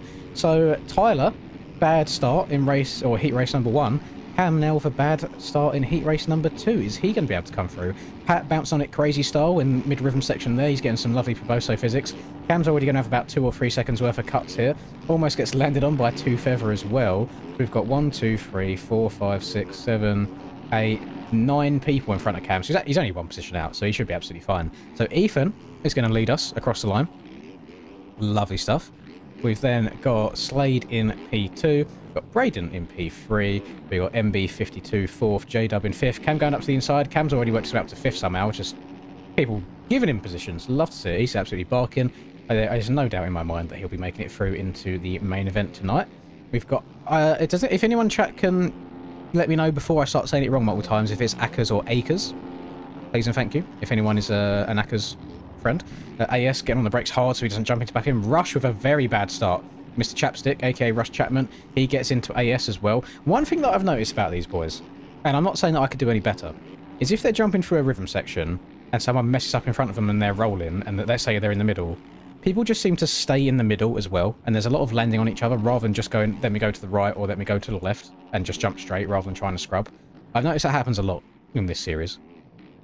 And people say the track is tight, but it's like if you was to have a quick pause, The bike is 1, 2, 3, 4, 5, 6, 7, 8, 9. You could probably fit about 10 bikes side by side perfectly next to each other. So there is definitely room in the rhythm sections for passes. Baljeet down a bit horrendous at the back here. Where is... Cam's already up into P4, so Cam's having a big bark so far. He's probably going to come through and win this, to be honest. We've got Braden on the Moto Academy machine. He's in first place right now. The only Moto Academy rider that I can see all of, actually, other than the helmet. And that's quite nice. I mean, there's only so many iterations of Yamaha you can do. It's going to have to be white or black or a bit of red accents in there at some point. That's how the Yamahas go. Cam's up into P3 right now. He's made the pass on Slade. So he's going up and over the finish. He's had a much better charge through the pack than Tyler did in heat race number 1. You can race from anywhere in the world for this series. There are no region locks whatsoever. As long as you are quick enough to qualify it, you are good to go.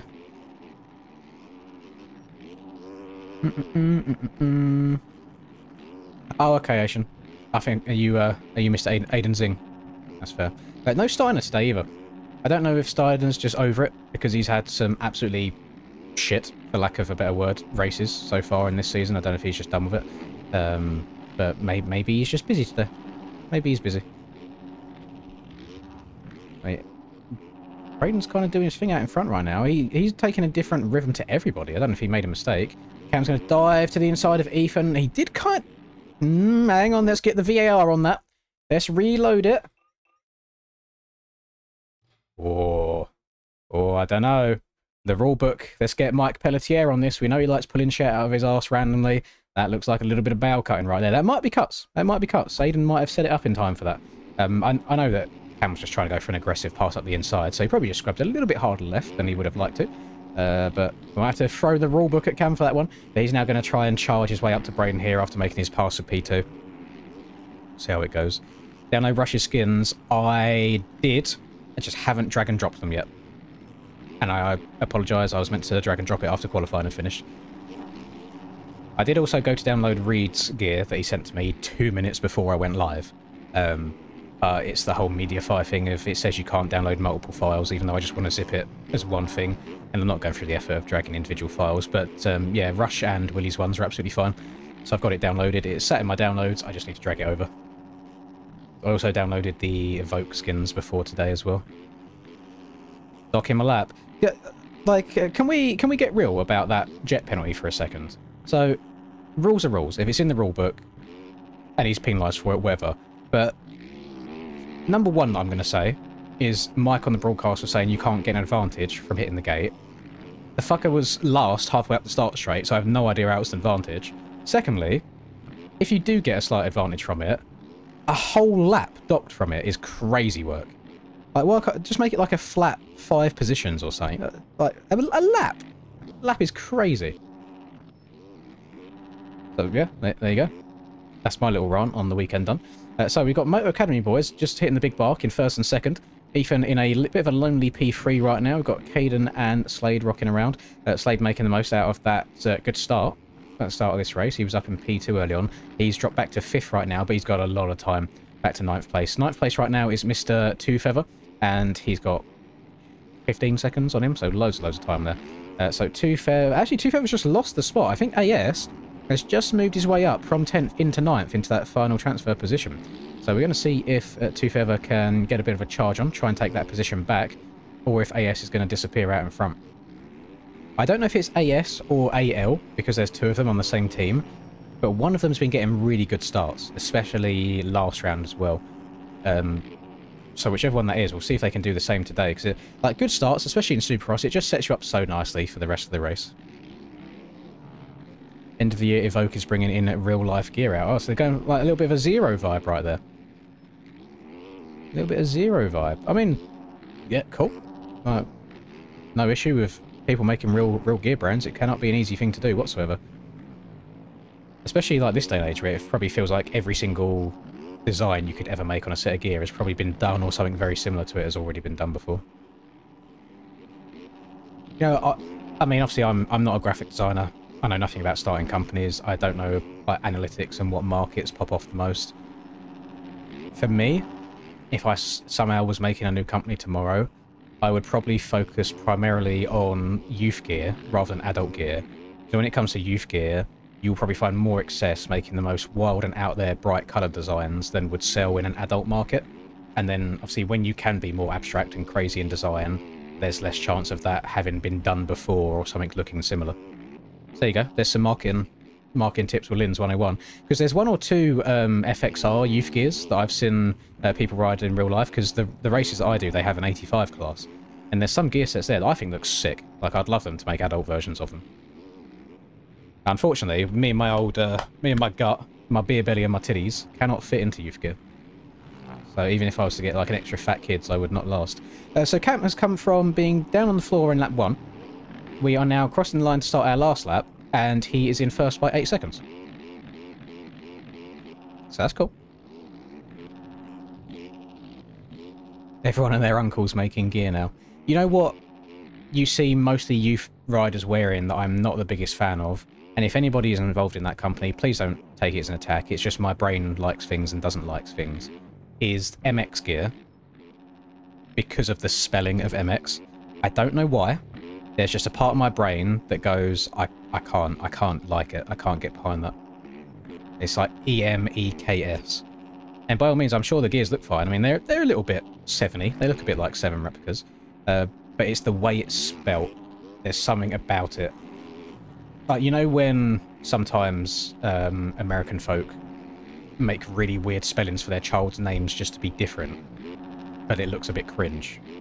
It's kinda... It's a bit like that.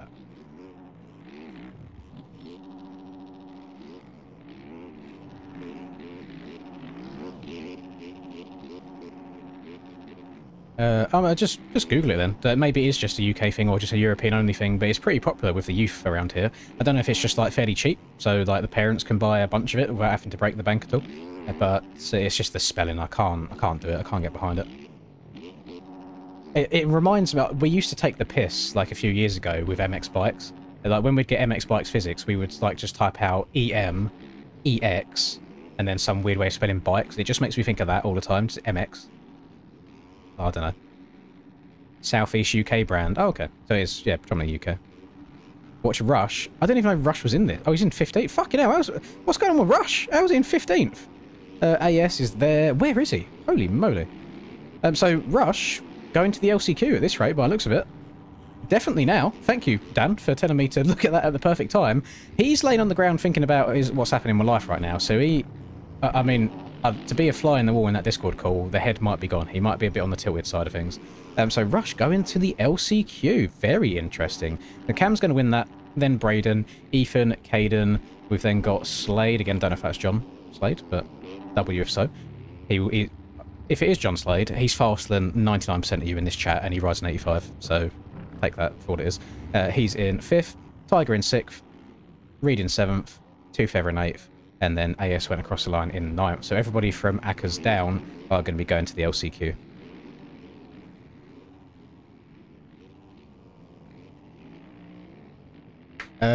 I didn't see Troy in qualifying. That's a very good point, Fuzzy Blood. Which surprises me. I know, like, Troy's obviously got, like, school and stuff in real life that he probably has to focus on as well. Maybe he's gone out riding his bike today, no idea. Some drama in chat going on, by the way. Jeez. Holy. Yeah, no Troy today, which surprised me because he's been doing really well in this season so far. I think he's 5th overall.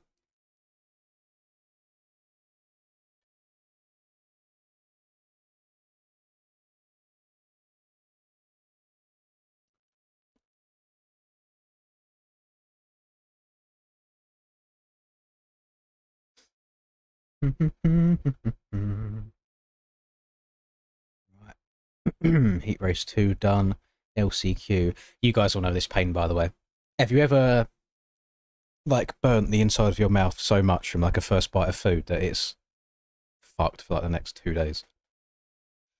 I mean, the boys got food yesterday, and I was so hungry, especially after drinking the day before. I just wanted to line the stomach with something.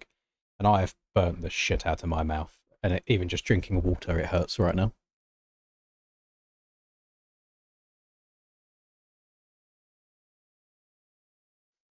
See, I feel bad now for saying I'm not the biggest MX gear enjoyer because I was born and lived like 28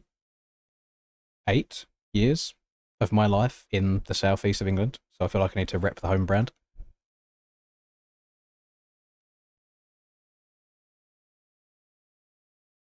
You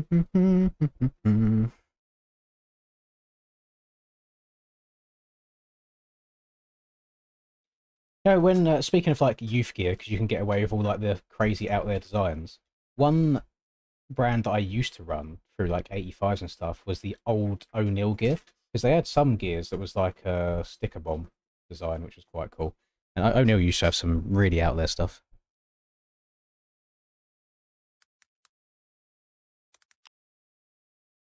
Let's have a look at, where is it?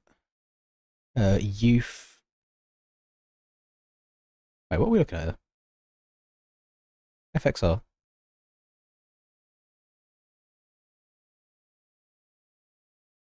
Moto. There we go. Uh, Gear sets.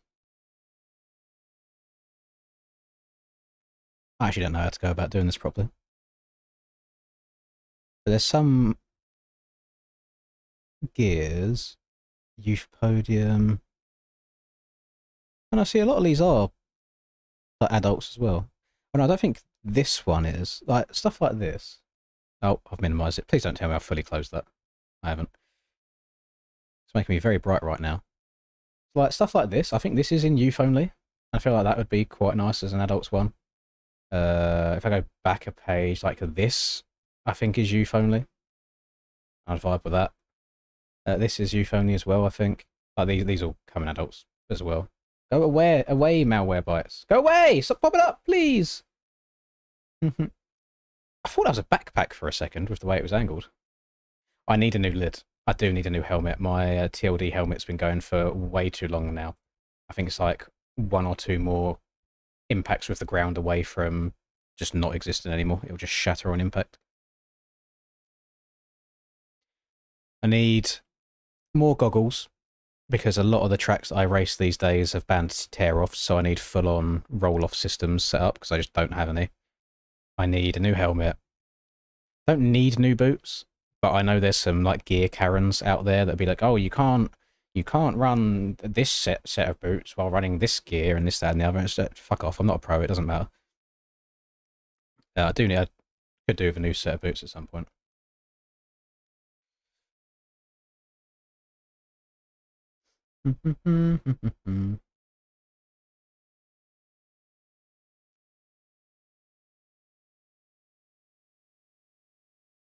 Get the green system for your goggles.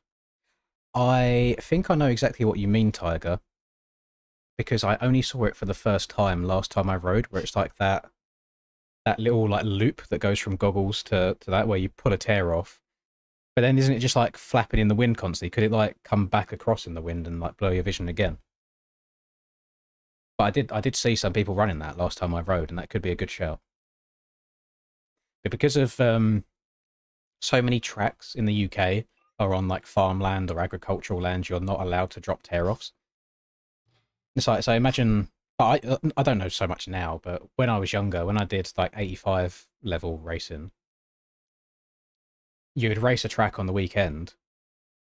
The day after that, the farmers just go and let the cows and the sheep and everything back on to the track, because it's just farmers' land. So imagine dropping a lot of tear-offs and then the animals just start munching that up and getting tear-offs into their system. It's not going to end very well. So tear-offs are very largely across the UK banned, but I hate roll-offs. It's just seeing them canisters in my peripheral vision. I don't know what it is. I hate it. I know I'm meant to be looking forwards, but I like being able to see what's coming out the sides as well.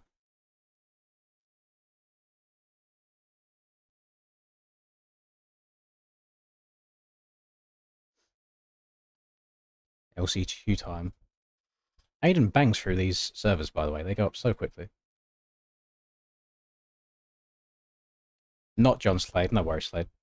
It's the only, it's not that common of a name, so I thought I'd try and put two and two together.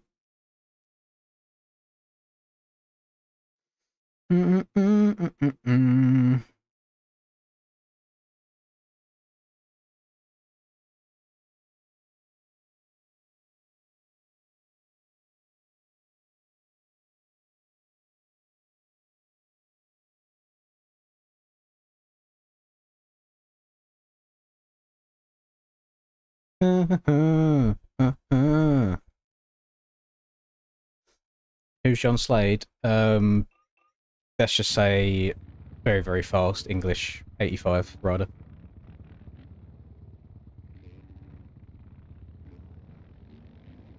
He's sponsored by Moto 101, which is quite cool. When I went to one of the arena cross races, like he was winning that day, and I'd never seen what like the kid looked like before. And I was sat in the stands watching, and he was like, "Oh, by the way, like, I'm John. I'm sponsored by 101. Can I get the track for free in MX Bikes?" I was like, "Yeah, sure, of course you can." Yeah, he's very, very fast.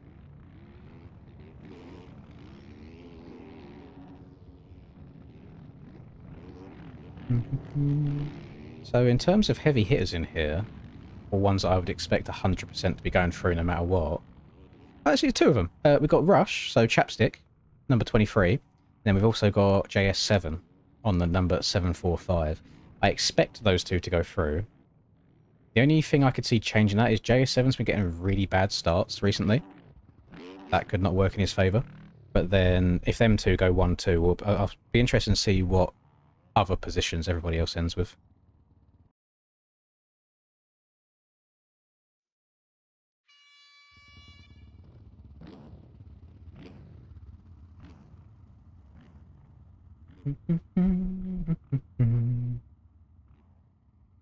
Right. We are under starters orders, gamers.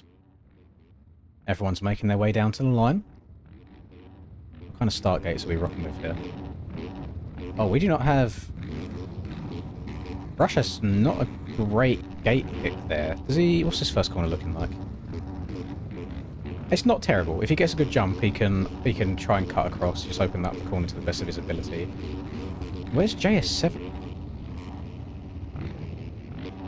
What? Oh, there he is. Yeah, I'm blind. JS7 has a very, very good gate there. Good line going into this turn one. Here we go. Revs are up. Gates are down. That took a while. Bad jump from JS7, so not a good one for him. Rush, it looked like he had a front wheel, but again, Ping could have been at play there. He did back off early, and he is going to reap the rewards from it. Very smart riding. He gets a lot of passes made in the first corner. He's going to come out in a decent spot. So he's actually already in transfer spot. He's in 4th right now. He gets into the bows. He doesn't go down, though. That's just some Paboso netcode. Just pulling it a little bit for me, just edging me slightly. So Eggshit is going to lead us through. He doesn't wad the next jump and corner. There we go. He's going to make his way across the line. Does that count as a lap lead? Or is it only lap 2 that starts counting? He goes across the line first. We've then got Mr. J.R. Scott, and then we've got Rush going into the back. Pat diving to the inside hard. He takes Rush down. Pat actually gets a 2-for-1 there with J.R. messing up. Oh, then Pat wads himself in the whoops. And now Rush is trying to get going. He's got people right into the back of him. What chaos at the start of this LCQ. We love to see it. So I think Rush went from 3rd to 2nd for less time than Chase was in the lead for, or the overall for. To now back to 3rd again. He's going to jump past JS7 now. He's going to take over 2nd. JS7 was actually the person that benefited the most from that. He made a bunch of passes in that chaos. And I think JS7 might just be more of an outdoors guy.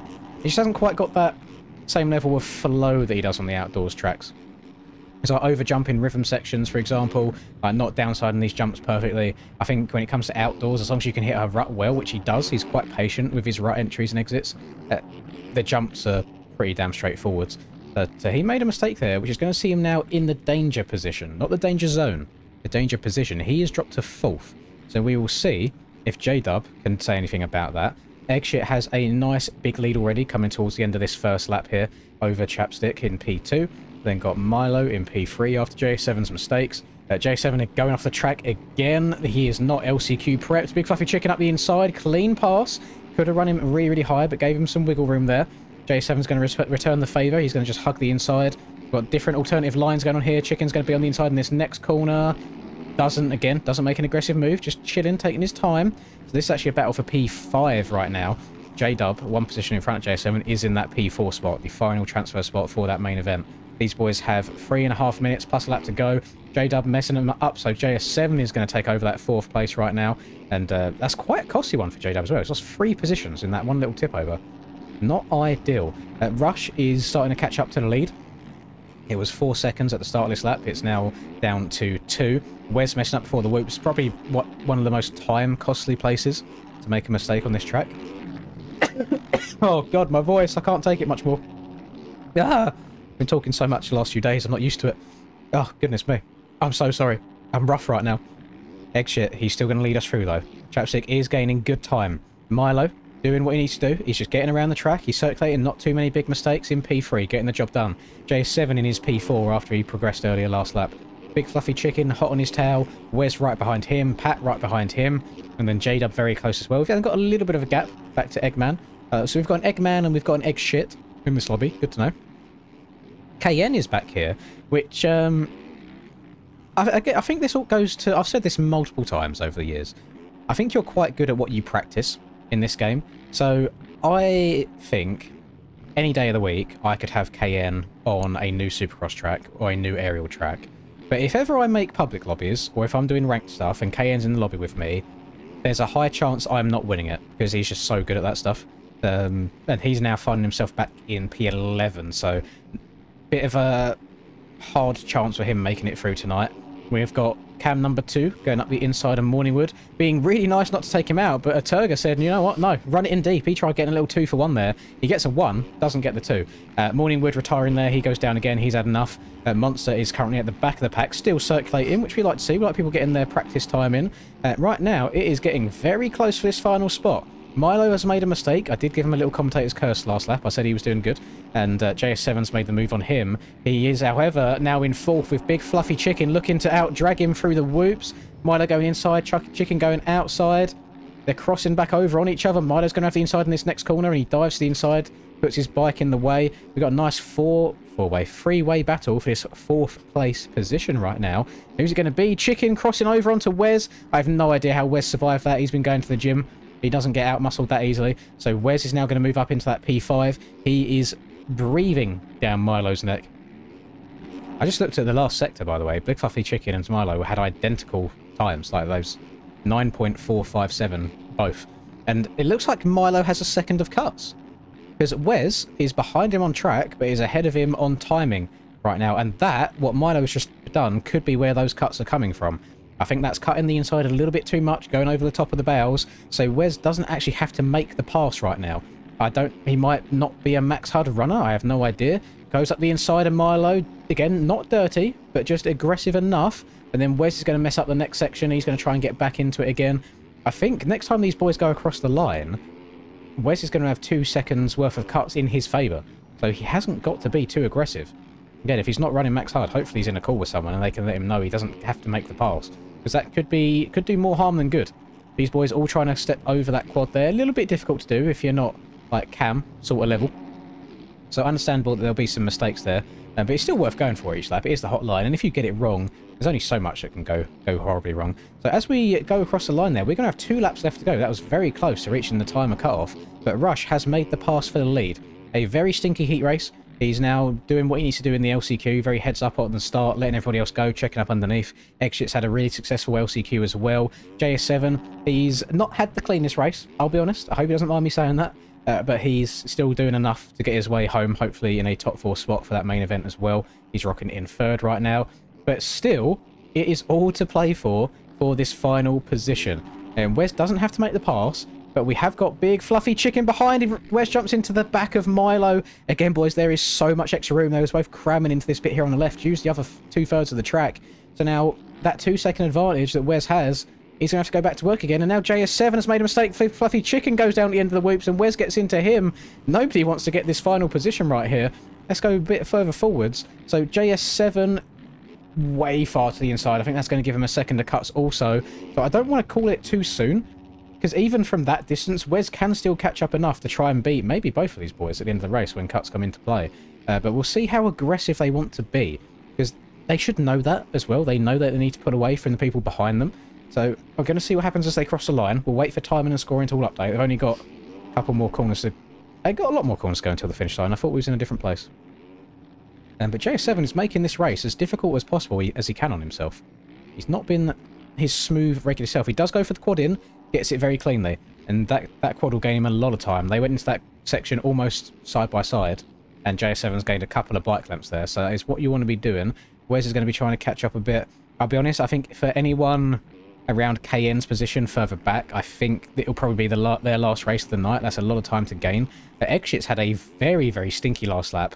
He's lost about 9 seconds to Rush in one go. So Rush has got the last lap flag right now.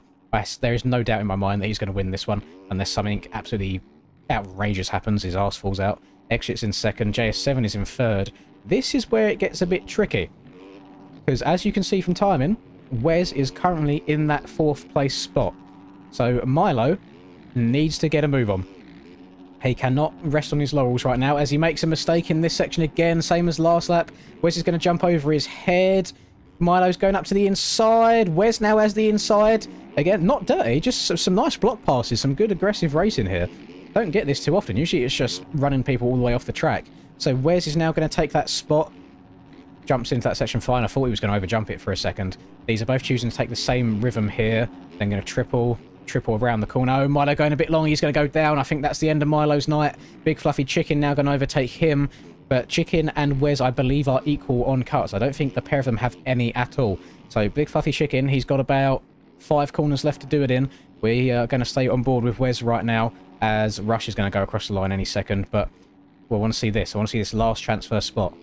Will the nerves get to him? We shall see. He's got about 3 corners left to go. Wes had, I think it was round 1 that Wes had a really good race in. And then he struggled a bit today, by the looks of it. So Rush is your LCQ winner. No real issues for him at all. Good start. Took the lead. Disappeared out from everybody else. Eggshit is going to go across the line in second. JS7 will go across the line in third. And Wes has made a mistake. Chicken's just not close enough. So a little mistake there from Wes in the last serve section. He's going to double. He's up and over the finish line. He's going to go through the LCQ as your final transfer spot right there. Chicken couldn't quite get it done on the day. Milo couldn't quite get it done on the day. A couple too many mistakes. He's going to finish in 6th place there. And then J-Dub is going to bring us home in 7th. That is your LCQ done for today, gamers.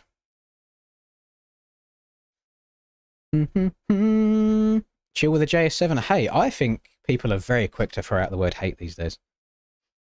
Because stating facts and hate are 2 completely different things. Yes, let me close my game completely. And then we'll drag the skins over at the same time. Not nagging at all, Dan. I appreciate the reminder.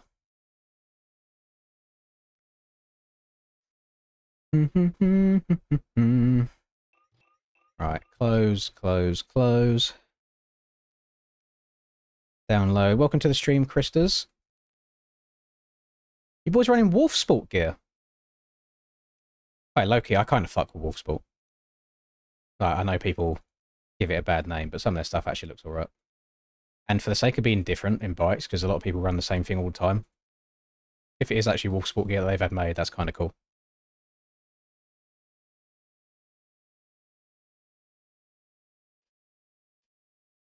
I think that's part of the difficulty that comes with this series, to be fair, Chicken, is like how short the time is.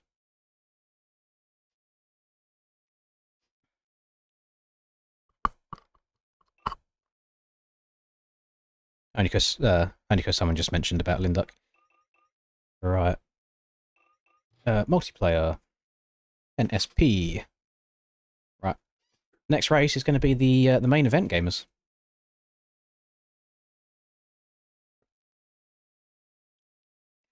Yeah, it was the same in the UK as well, where Wolf Sport was mainly like the just beginner gear, you know.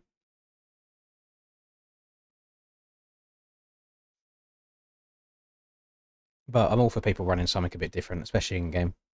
I think people are very critical of what everyone runs in game, when I just don't think it needs to be that way. Like, run whatever you think looks cool.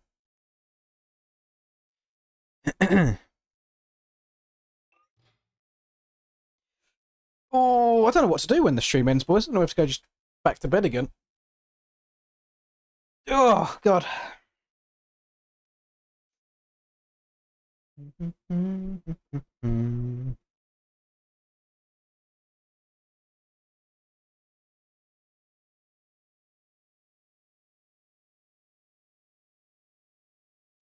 Hello there, Aim. Welcome back. Lazy Linda, oh, you know how it is. I don't do much in general. So then when I do have a weekend of doing something, my body lets me know about it, and then I'm really tired for a few days afterwards.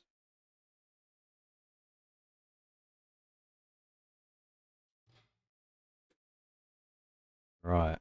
We're just waiting for this main event server to go up, and then we'll hop in.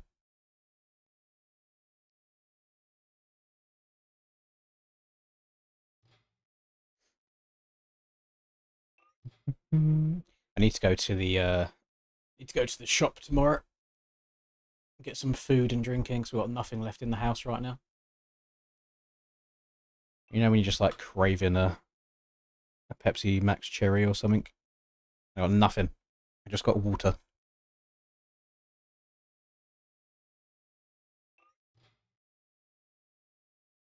There we are. Main event. We are ready to rock and roll.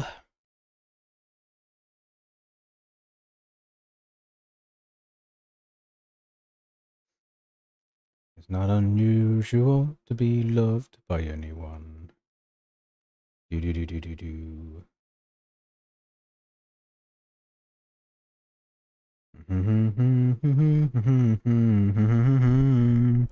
Troy hasn't shown up today. Lame. Don't know the reason.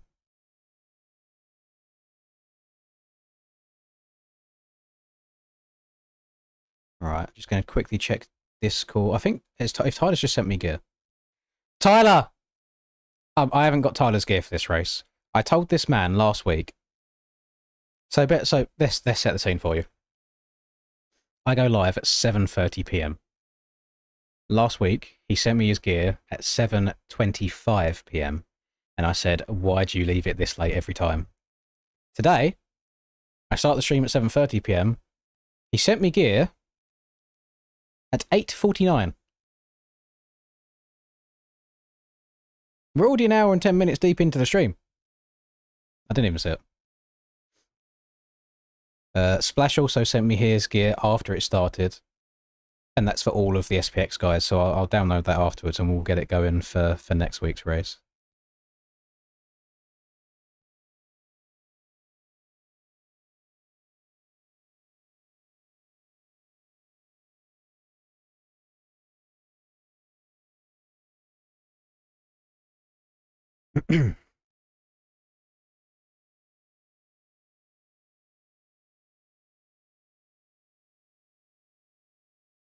Right, caught up with that. All those notifications done. Little minimize. Bosh.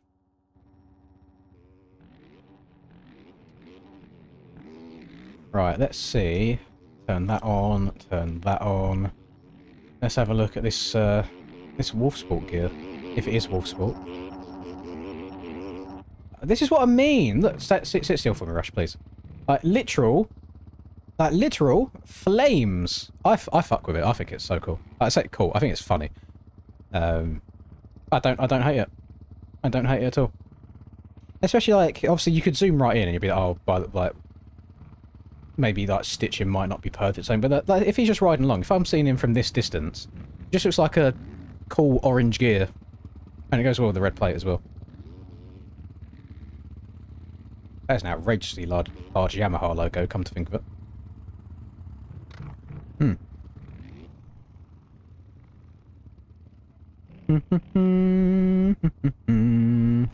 Have a look at Willie's gear. Whereabouts? There he is. Yeah, you can't hate on it. You can't hate on it. Does not look bad at all.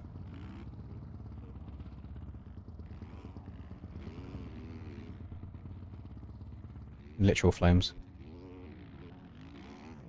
No, Reed, I didn't. Because the way it's uploaded to Mediafire, I need Mediafire Premium to download it as they are. Because it thinks I'm downloading multiple files just because it's file within a file within a file. So I would have had to go through the effort of opening all the files through Mediafire first. And downloading the individual stuff. And then going and placing it within the individual files in MX Bikes as well. And I couldn't be bothered, to be honest with you. But when I load it up, and I know like usually you can right click and zip them or whatever, it physically did not give me that option because it opens in the mods folder anyway, so I had rider and bikes. So if I want to like right click and like merge it, or if I want to right click on mods and merge it, it wasn't giving me that option. And to be fair, it got sent through so late, I also couldn't be bothered to try and figure it out at the time as well. So I looked at it for like 30 seconds and I moved on.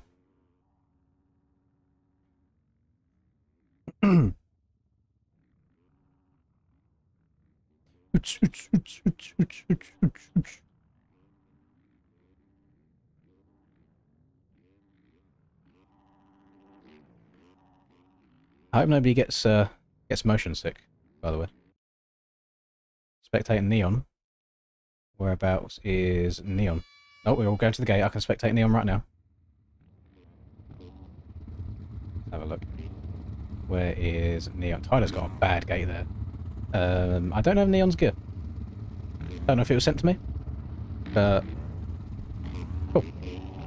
So, got Cam on gate 3, Ethan, Brock's on the inside of Cam here.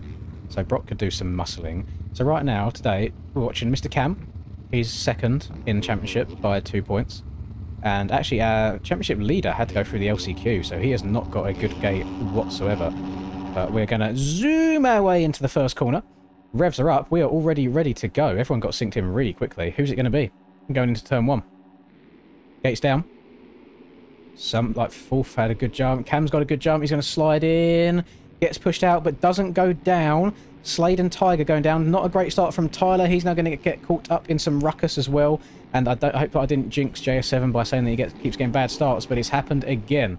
Very stinky start for JS7. So, Brock is going to lead us through, which he's going to be very, very happy about. He won his heat race. Did he? Yes, he won his heat race. And he's got a good start here. We'll see if he can do it again in this main event. We've got Kat in second, Braden in third, Wes in fourth. Fourth in the LCQ, fourth right now in the main. That's a pretty damn good conversion rate. Cam crosses the line in P7. Is sick, but he's got 1 or 2 cuts off the start there. As Wes goes down for the whoops, not a good place to go down again. He's going to be very angry about that. Cam's going to go to work quite early here. If he can get himself up into second early on, he's going to have probably another 18 minutes or so of being able to try and close down on Brock in the lead. Tyler also needs to have some good races here. He missed last round. I don't know what the reason was, but he bad round 1, missed round 2. He's very far down in the points. We do still have like another 8 rounds, I think, after tonight for him to make those points back. But when your heavy hitters keep having good results, it's very hard to get a gap like that down. So we'll see what he can do tonight. The Brock has already pulled out a pretty damn good lead. I think Cam went down and I missed it. So we'll go back to there. But yeah, Brock already about 4 seconds ahead here of Braden and then Kat. Cam going to the inside of CM. Nice pass there. Tyler has worked his way up now into P6, I believe. He's going to be barking. He's going to try and catch up with Cam as well, not let him get away. Slade that's up here to Feather. Good reads inside the top 10 as well. Where are the Wolfsport boys is the question. Neon and Splash, not great starts for them. There is Rush, your red plate holder right now. He is way back in about P15 or so. We've got Willy back here as well, the other Wolfsport machine. Lovely. I do like that orange a lot. Like, it does, it sticks out. It looks good. Looks very good indeed. I think... I don't know if a combination of Brock making a mistake and Cam making passes, but that's not as big of a gap, I think, that Brock had over Cam.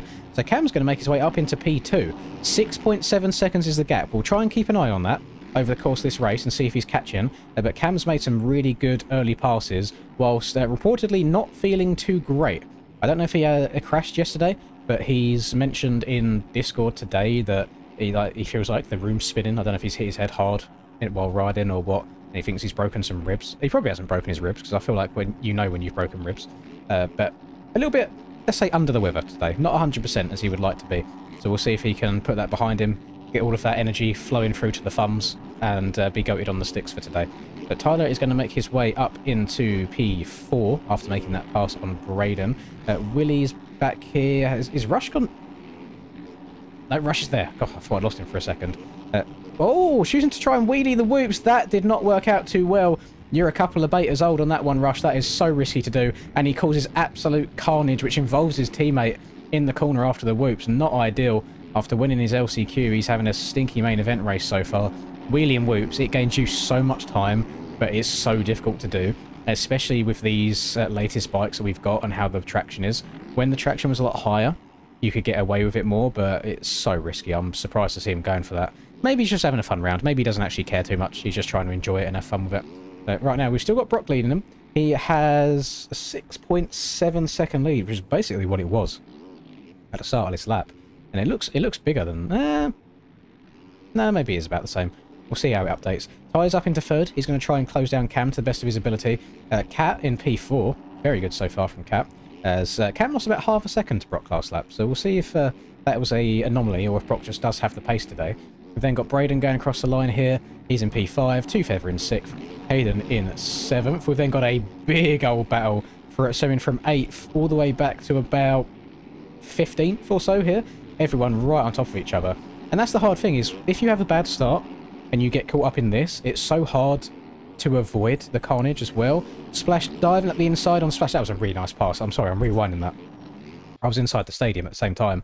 Basically, Rush jumps to the inside here because he's taking the alternative rhythm. Splash squares up Rush and then jumps back across the inside to the inside of him, puts his bike just in front of him, and then basically just blocks Rush from having a good run through the whoop. So actually really nice passes there, and heads up riding. People taking different lines. Hello Estonian, thank you very much. I appreciate it. No, just a buzz cut. We're not going fully bald again, so I didn't pay a lot of money just to be bald. It was too long. Couldn't bother trying to style it with as long as it was, so I just got rid of it. It's much easier to maintain. Right, back to it. I appreciate that, Paul, as always. Rush needs to get going here. What positions are we in right now? Rush is in 12th. Not what the red plate leader would want, to be honest. Both Cam and Tyler have caught about a second on Brock in this last lap. So they have the pace. Brock might have just messed up one rhythm section or so, no idea. They've got a good little battle going on here between all these guys. Rush is going to try and scrub alongside Neon. Neon not really giving him much room left going into that corner. And then he does put his hand up and say sorry, though. Don't think that was intentional at all. Willie is now stuck behind the pair of these as well. And you can't really be too aggressive on making passes on your teammate. So he's just going to have to slot in behind Rush right now. We got Neon going for the quad, Willie going for the quad, Rush not going for it. So now Willie's going to be jumping into the back of Rush. He's probably saying, come on, buddy, get a move on. You got to get going.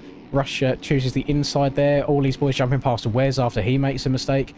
Oh, it's very, very close racing. Austin going up to the inside of Neon. Neon seeing that last second. He checks up so nobody goes down. Good heads up riding there. So Austin is going to make that pass just before the finish and move his way up into P10. A very inside jump from Neon there. That could be worth some seconds of cuts. That might come and bite him in the bum by the end of the race. We got Ocean in here, who was the Aiden Zing enjoyer in the heat races. His name is updated now. Reed on X Games mode, and then he somehow survives the hard bit and then wads himself just accelerating afterwards. You hate to see that. So Reed is all the way down in the bin right now. He's sitting in around 17th position. Not ideal whatsoever. Actually, it's Reed. Reed, you stinky bum. He's in last. What's going on here?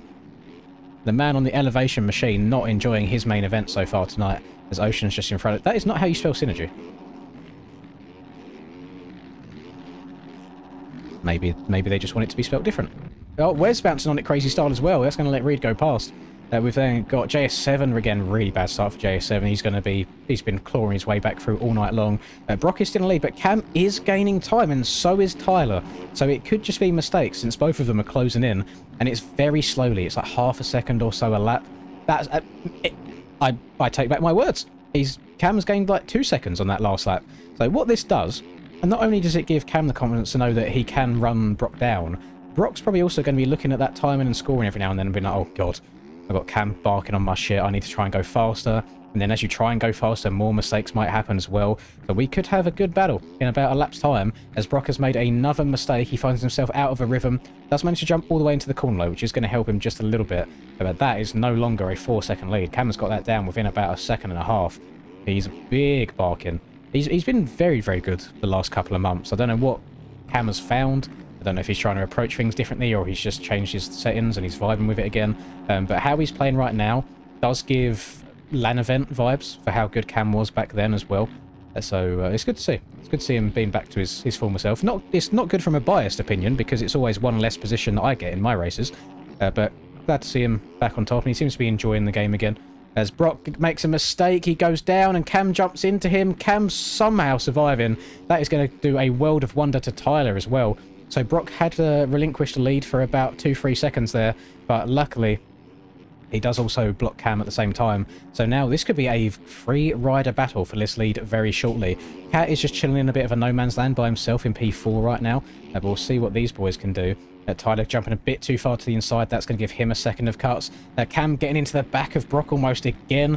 That's the issue. Like, if you're trying to hit the same rhythm as someone, there's only so many places you can go. Tyler having to check out. Cam going up to the inside. Aggressive pass, but Brock wary to it. Probably heard him. Brock getting into the back of Cam there. I don't know if that was an intentional cross jump or what, but Brock is now going to go from first to third in the space of a corner and a half. And a little bit of netcode coming into play there as well. Probably Cam swapping like crazy through the whoops. Tyler catching up though. Let me go into a little bit of an onboard Tyler Cam right now and see what we can do. Get it? Tyler Cam. Wasn't intentional. Let's see what Tyler can do. We shall see. How come Rex isn't racing? I've got no idea. No idea. Maybe it's just at a time of day that he can't do.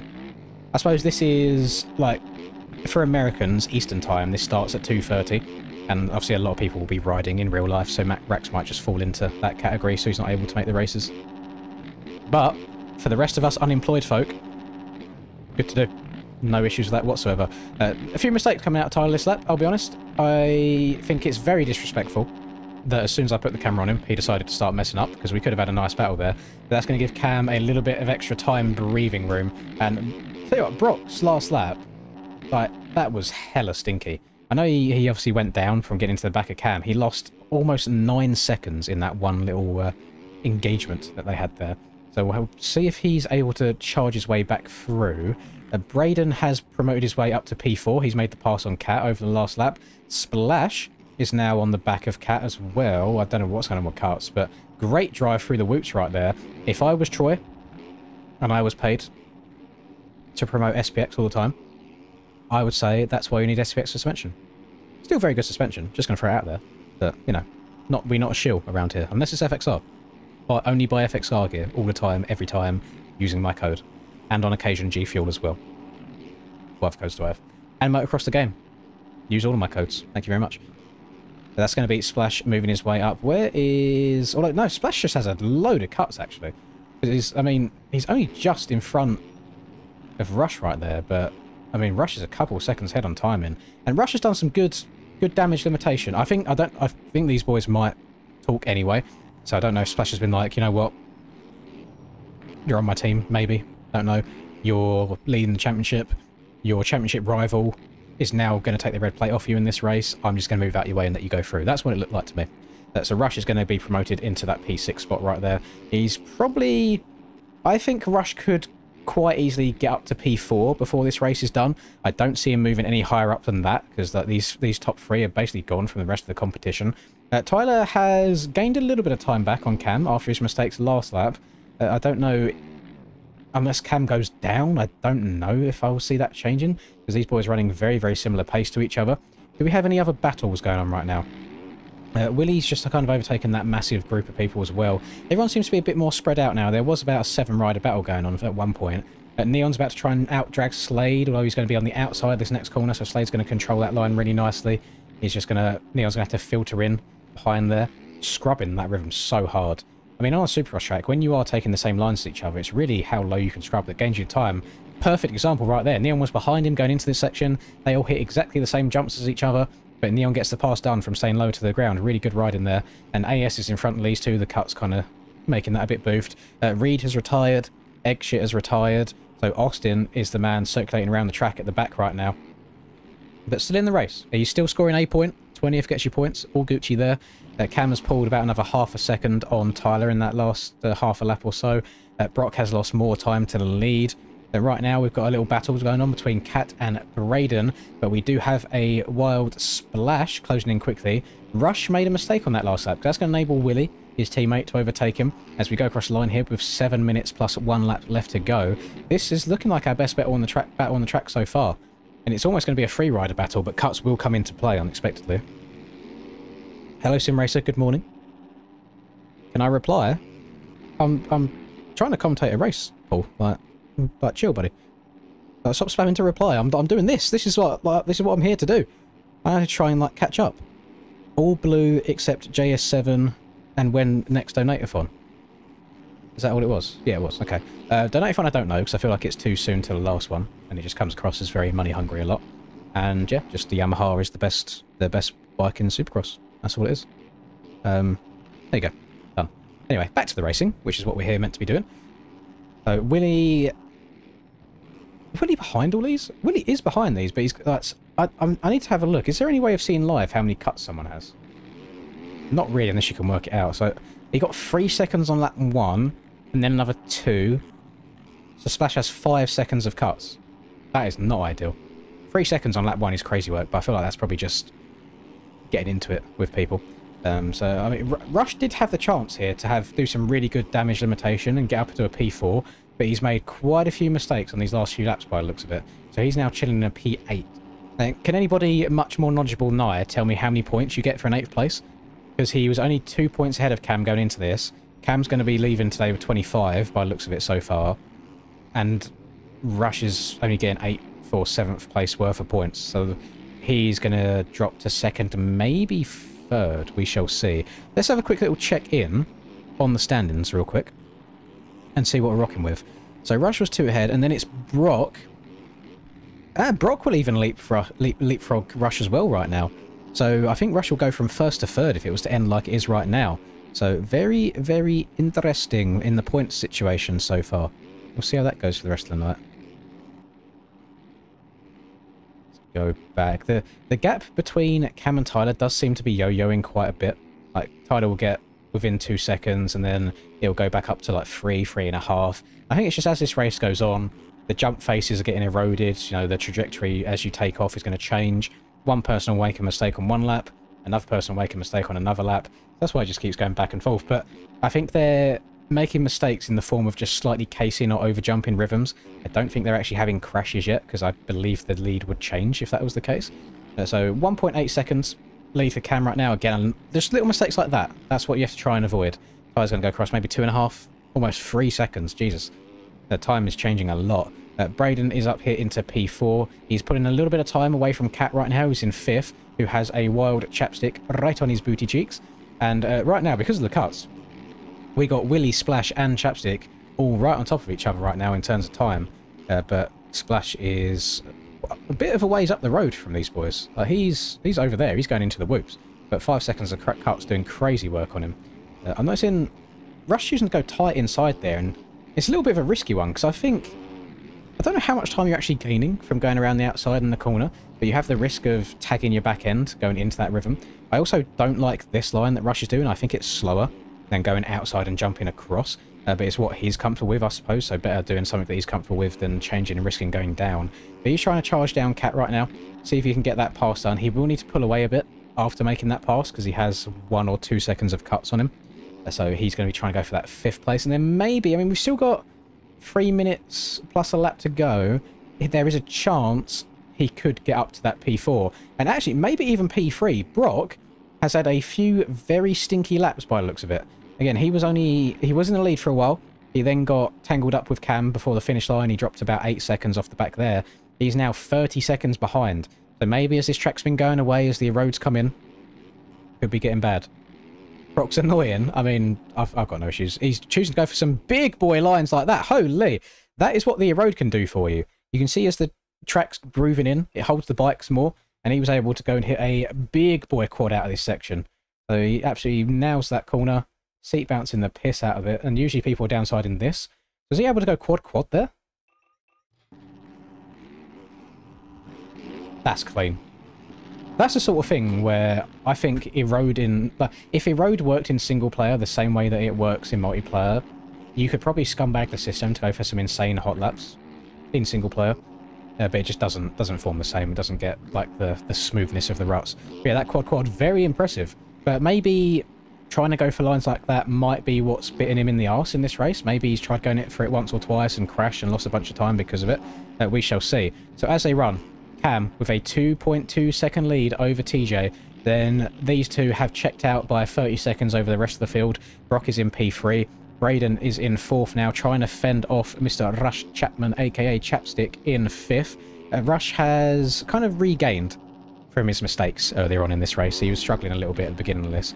Notice he's standing up a lot, even on like really tight insides. He's not sitting down at all.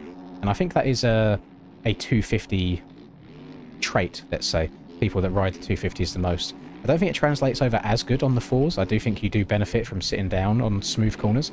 But we should see Splash making a mistake as well. He's going to allow Braden to go past maybe. We've got some alternative rhythms going on here. He's going to make it to the inside in the next corner. Splash with a better line into the turn, but he's going to then go a little bit wide. Rush making the pass. Braden going down, actually.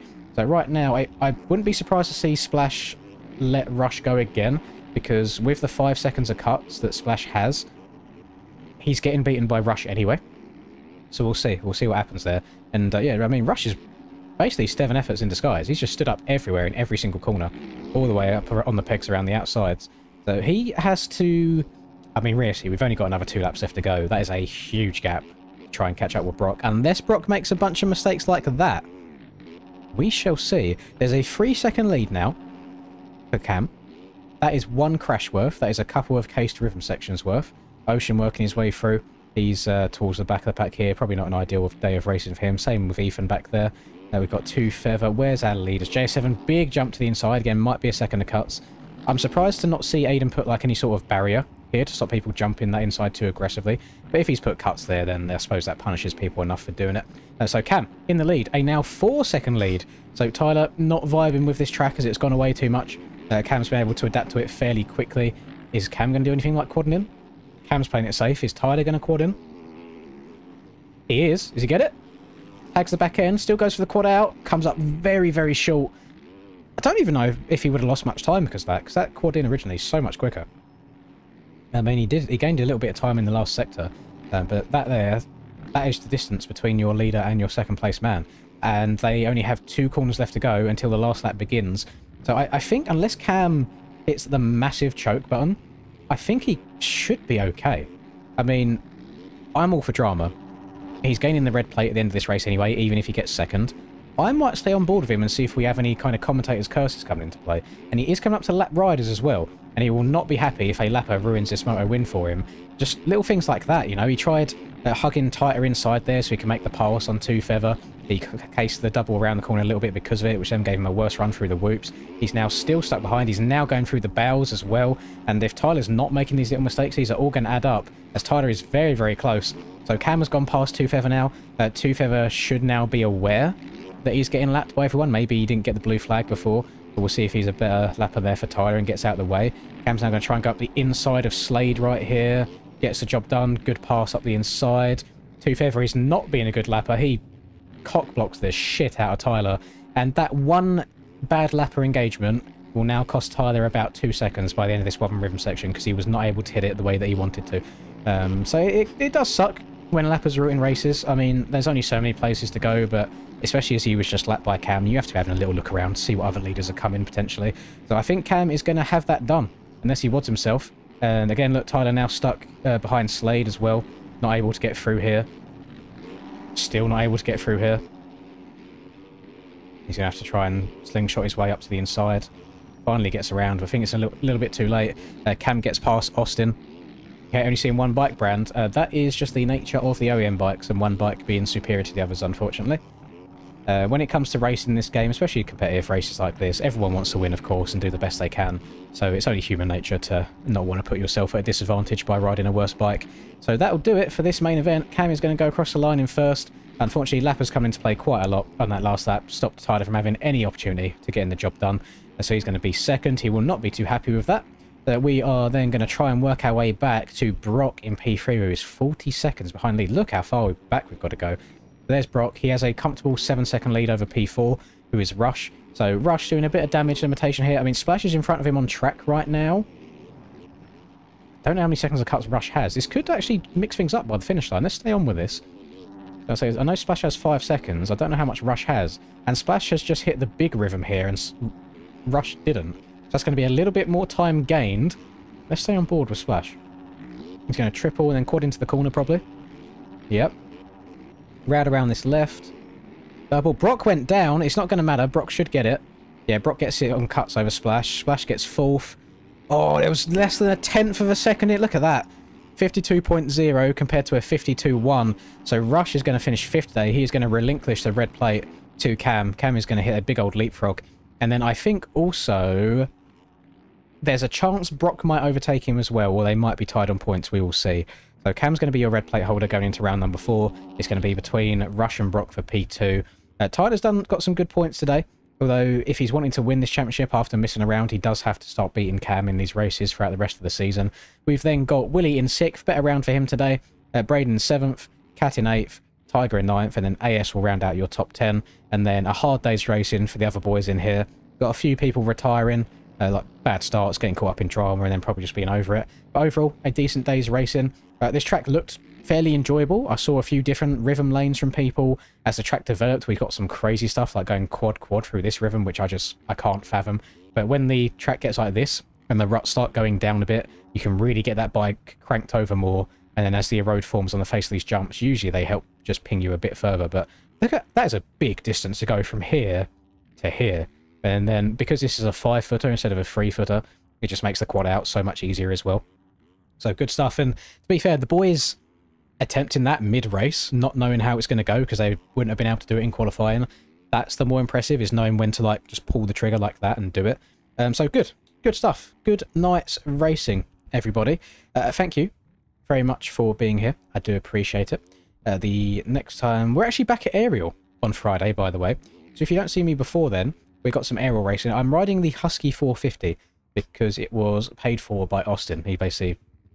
He's treating me like a hooker at this point. He's just throwing money at me and telling me what to do. So that's what's going to be happening next week. So hopefully I don't feel the wrath of the faster bikes too much for Ironman. But I will see you there if I don't see you in the stream before then. Appreciate all you being here. Hope you've had a good night with me and enjoy the rest of your evening if you're like from the US and you still have a good amount of time to go today. And see you next time. Goodbye, everyone.